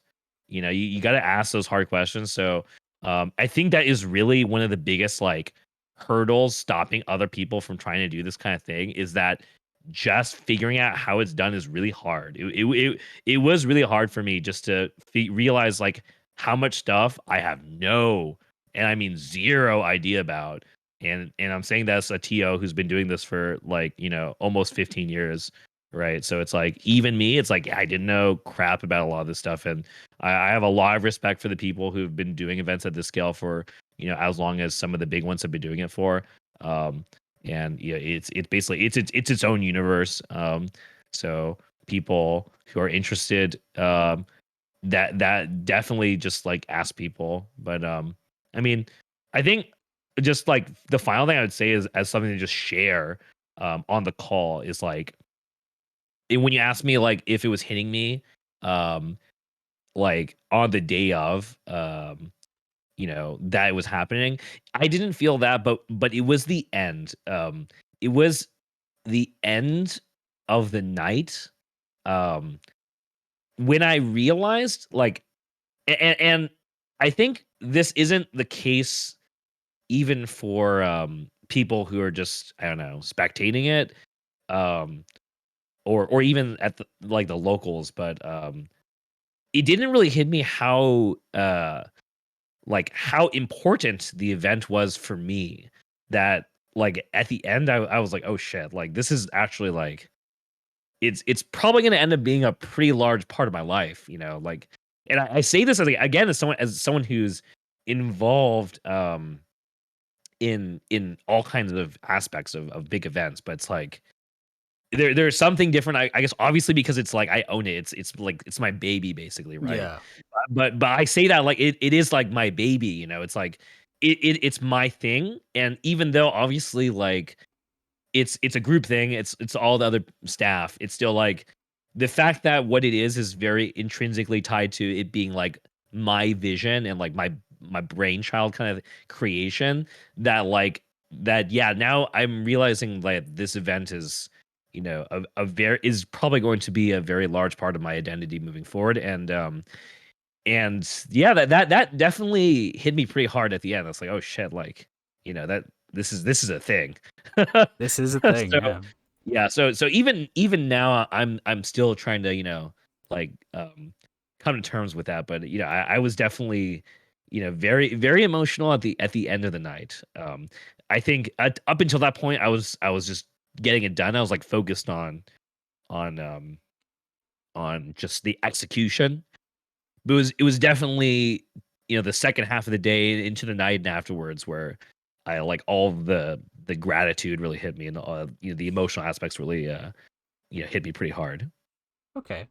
Yeah, that's an interesting way to put it. I think that's really like, people talk about like I think if in the scene people kind of have said like, oh yeah, I just have TO brain, like I'm just like I'm not thinking about anything else but just getting it done, right? And then you kind of, you're like, oh, okay, people are leaving, people are people are chill, there's no more brackets, everything happened. So Yeah, yeah, yeah, that's yeah. I think that's I was just thinking about what's the next thing I gotta do, basically, for most of those days. yeah, I hear you. Okay. That's interesting. I guess, like I said, we were gonna just talk about like the end, but I do want to say we haven't talked about your merchandise. Slashback merch was awesome. um I'm super jealous. First of all, I just want to say I loved the artist you chose. I love the design you guys chose. um I was in awe when you sent me the assets to put them on the site. I was like, damn, these are really good, because I hadn't seen them up until that point. I was on vacation. And you kind of were leaning into the mid 2000s, like metal, grunge type of thing. Grunge was what you were using to kind of guide your aesthetic internally, is kind of what it seemed like, at least from what Yeah. I saw. So um it was really cool. You guys can still check out slashback.info on right there, to buy those things. They're still being sold, right? Like everything's still there. Yeah, yeah, everything's still up. I don't really know how long it's all gonna be up for. But I would definitely encourage people to try and grab it while it's up. I guess I will say, there's still a couple things related to the event that we're trying to post up. We still have one photographer who has not posted like all of their photos because they took so many. So we still have like a lot more stuff, like recap stuff, and I think lining up with that, we are going to probably be releasing like one more design, I think, Mm. on the shop. So definitely check that out when it goes up. It's not going to be anything like it's gonna basically be like a more basic logo design, because we realize that we actually don't really have just a logo shirt, and I think some people are really into just having like the logo shirt. Um, so that will go up. So if you are someone who's looking for just like kind of a basic front logo tee, that we don't have right now, that will be a thing. But yeah, like I guess I can't stress enough that that is like the best way to support us, basically, is to check out the merch. I'm really proud of the designs. So Yeah, they're like fire. I don't I don't really feel like this is begging. I think these shirts are sick. Yes. And I was so gonna say, like, I'm picking one up right now because I haven't done it yet. I'm over on the site right now. Yo, I love the Slashback one, the unseen entities. I mean, you already know I'm a I just Mercado want to player, say, so yeah. So I like, just want to say, like, if you guys have not seen the Unseen Entities one, it's ridiculous. When Brett sent it to me to like put it up in like a slide, I actually have it as like my laptop wallpaper now because like I oh just shit, love the design. I was like, man, this is so sick. And like I am like my wallpapers are like gray noise. I don't like having stuff on it, but I was like, okay, nah, this is so sick. I gotta slap it on there. And so, obviously I owe it then to buy a shirt. And I always buy shirts pretty much for every yeah. event now. So you guys should check it out. Like just straight up, like if you like good I mean, that merch one is design, fire. yeah. Like, The Coquette's got a good one. Yes, the Local Dizzy one is artist so sick. creator, the Dizzy one, and then EO3. Like, if you're a fan of Skullgirls, you already know about this artist. But like, it just like they're all like on point with the aesthetic again. Yeah, I think Even like just the Slashback, like the lineup, right? It Yes. looks like like A a music music fest shirt, festival yeah. lineup It does. on the back, right? Listing the bands, and I was like, yeah, it's all on point. yeah, So like I think one of the unique things for our merch is that based on like the color of a lot of the garments, there's a different colorway for the design itself. Yes. And I think that was really cool. I was really happy we were able to get that. I hate that I was the one who did those too, but like I like it's just like another thing I piled on like onto my work plate. But I think they came out really cool. I'm really happy I was able to do that because I think it just really adds to it, and I think that helps kind of get something for everybody.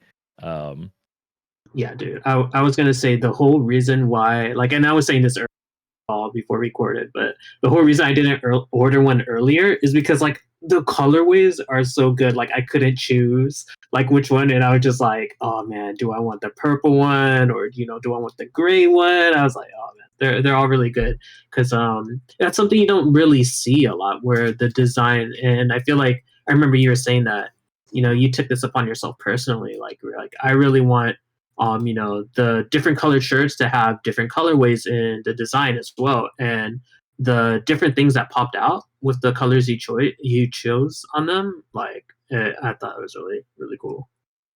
yeah, yeah, I've got to see some of them in person, and I'm pretty happy with the way they turned out. So, hopefully, if you like those, like I'm sure, obviously I'm involved in the merch stuff for 956, so I'm looking forward to taking my experience from this event to improve whatever next event we have merch for. I'm sure will be cool. So, yeah, that's exciting.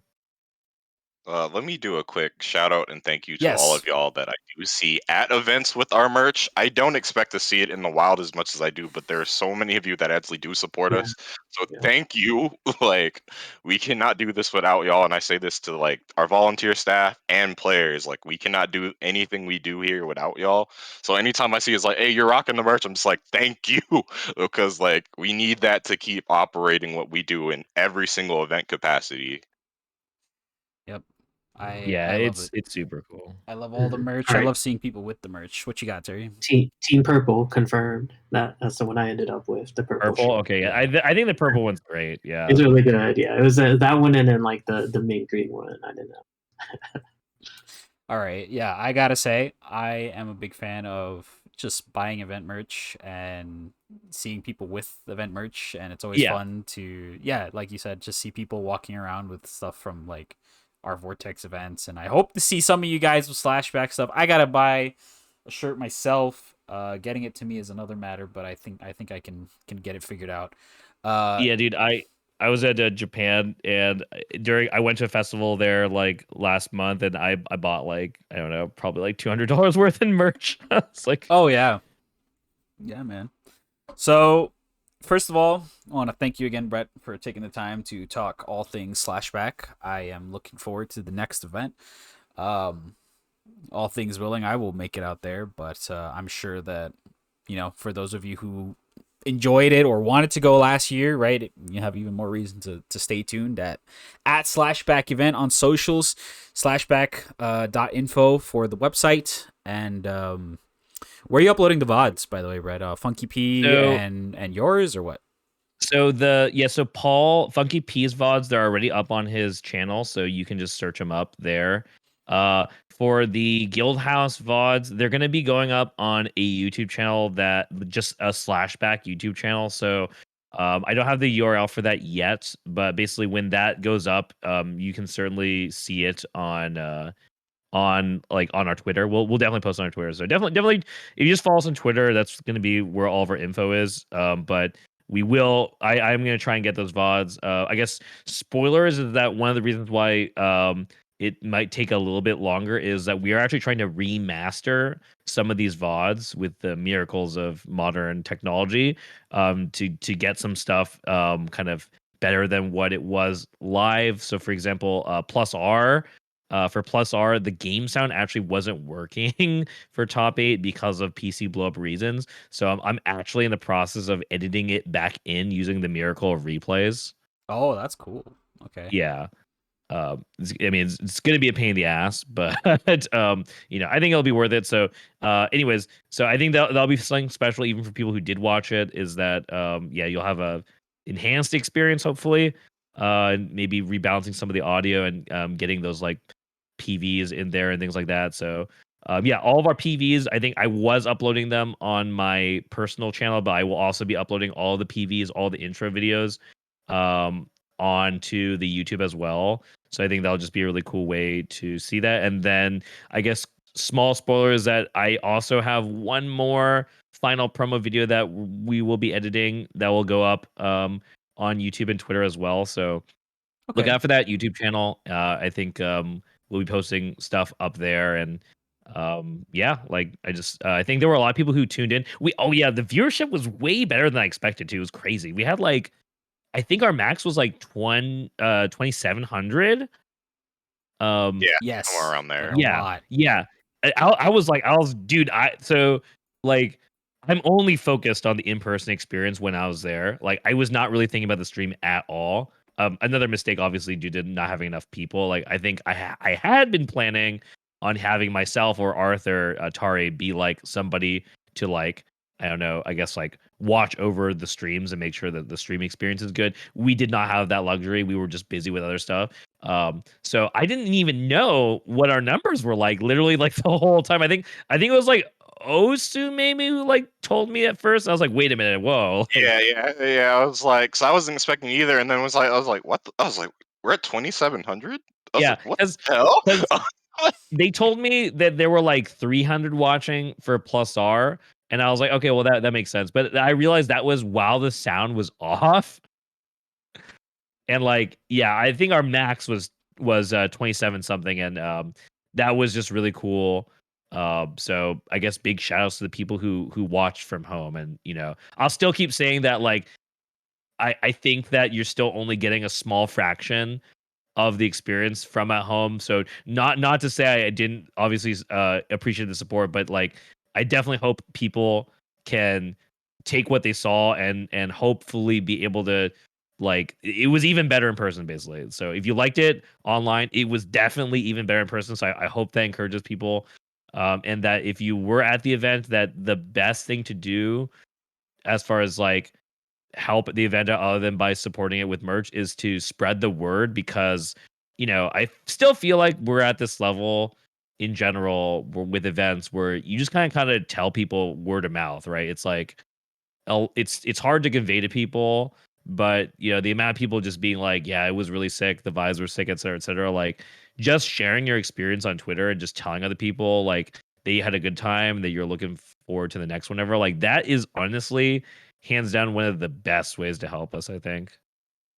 Okay. Yeah. I think a lot of people will have positive word of mouth for the event, and especially it helps that you'll be keeping up on socials and posting things, and I think a lot of people, I think that still putting things out after the event and kind of having some level of like acknowledgement, like, yeah, things happen, here's what we think, here's a message we have, like at a bigger level of the event, you don't really see that. Like in some bigger events, you don't really see that. But I think in like a lot of grassroots stuff, like that's something that organizers try to take the time for. So much appreciated in that regard. I think that's all we've got for tonight in terms of the show. I don't know if anyone has any closing thoughts aside from Brett, who's talked his mouth off for the past 2 hours.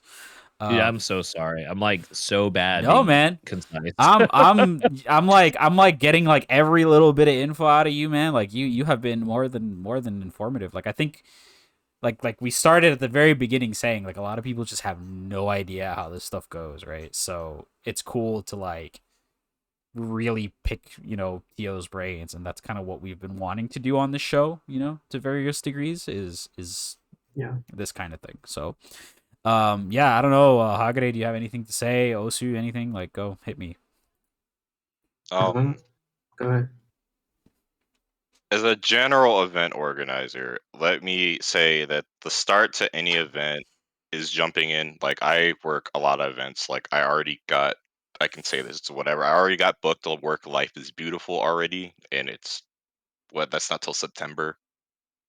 Plus, I'm like in the planning teams for at least a lot of events like Frosty and etc. It's like a lot of it, once it comes down to anything we do in the FGC, is the jump in, and it does come to a lot of you got to ask questions, regardless if you want to or not. On top of the fact that you need to appreciate the people around you who help you, and like it comes down to who do you have around you, who's supporting you, and all that, because we cannot do that without that type of support. Like the fact that we received so good of a reception for the first year of event really comes off strong, because it's like wow, because we have to somehow think how the hell are we going to make it better. Yeah. Internally, like, I had a small postmortem at the end of the night.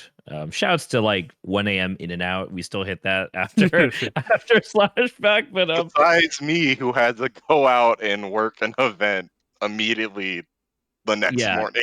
you're crazy. But speaking of you being crazy, it was like at that little mini postmortem I had, one of the first takeaways was we realized that even though I did not want to impose myself or put more work than comfortable for certain people, we realize that some people are just going to be in that role whether you like it or not. And so we were like, yeah, we should have just had Osu on the team from frame one, because like, I didn't want to give him more work than he was comfortable with, and I didn't want to like make someone who isn't NorCal like do a lot of the heavy lifting. But it turns out like my man is just built different anyways, and he was just gonna do it no matter what. So like Osu also said, like he's like, yeah, you should have just had me on from like frame one. I'm like, okay, yeah. So it's like in terms of surrounding yourself with people, it's like, yeah, like there are gonna be those people, and it's like you might as well basically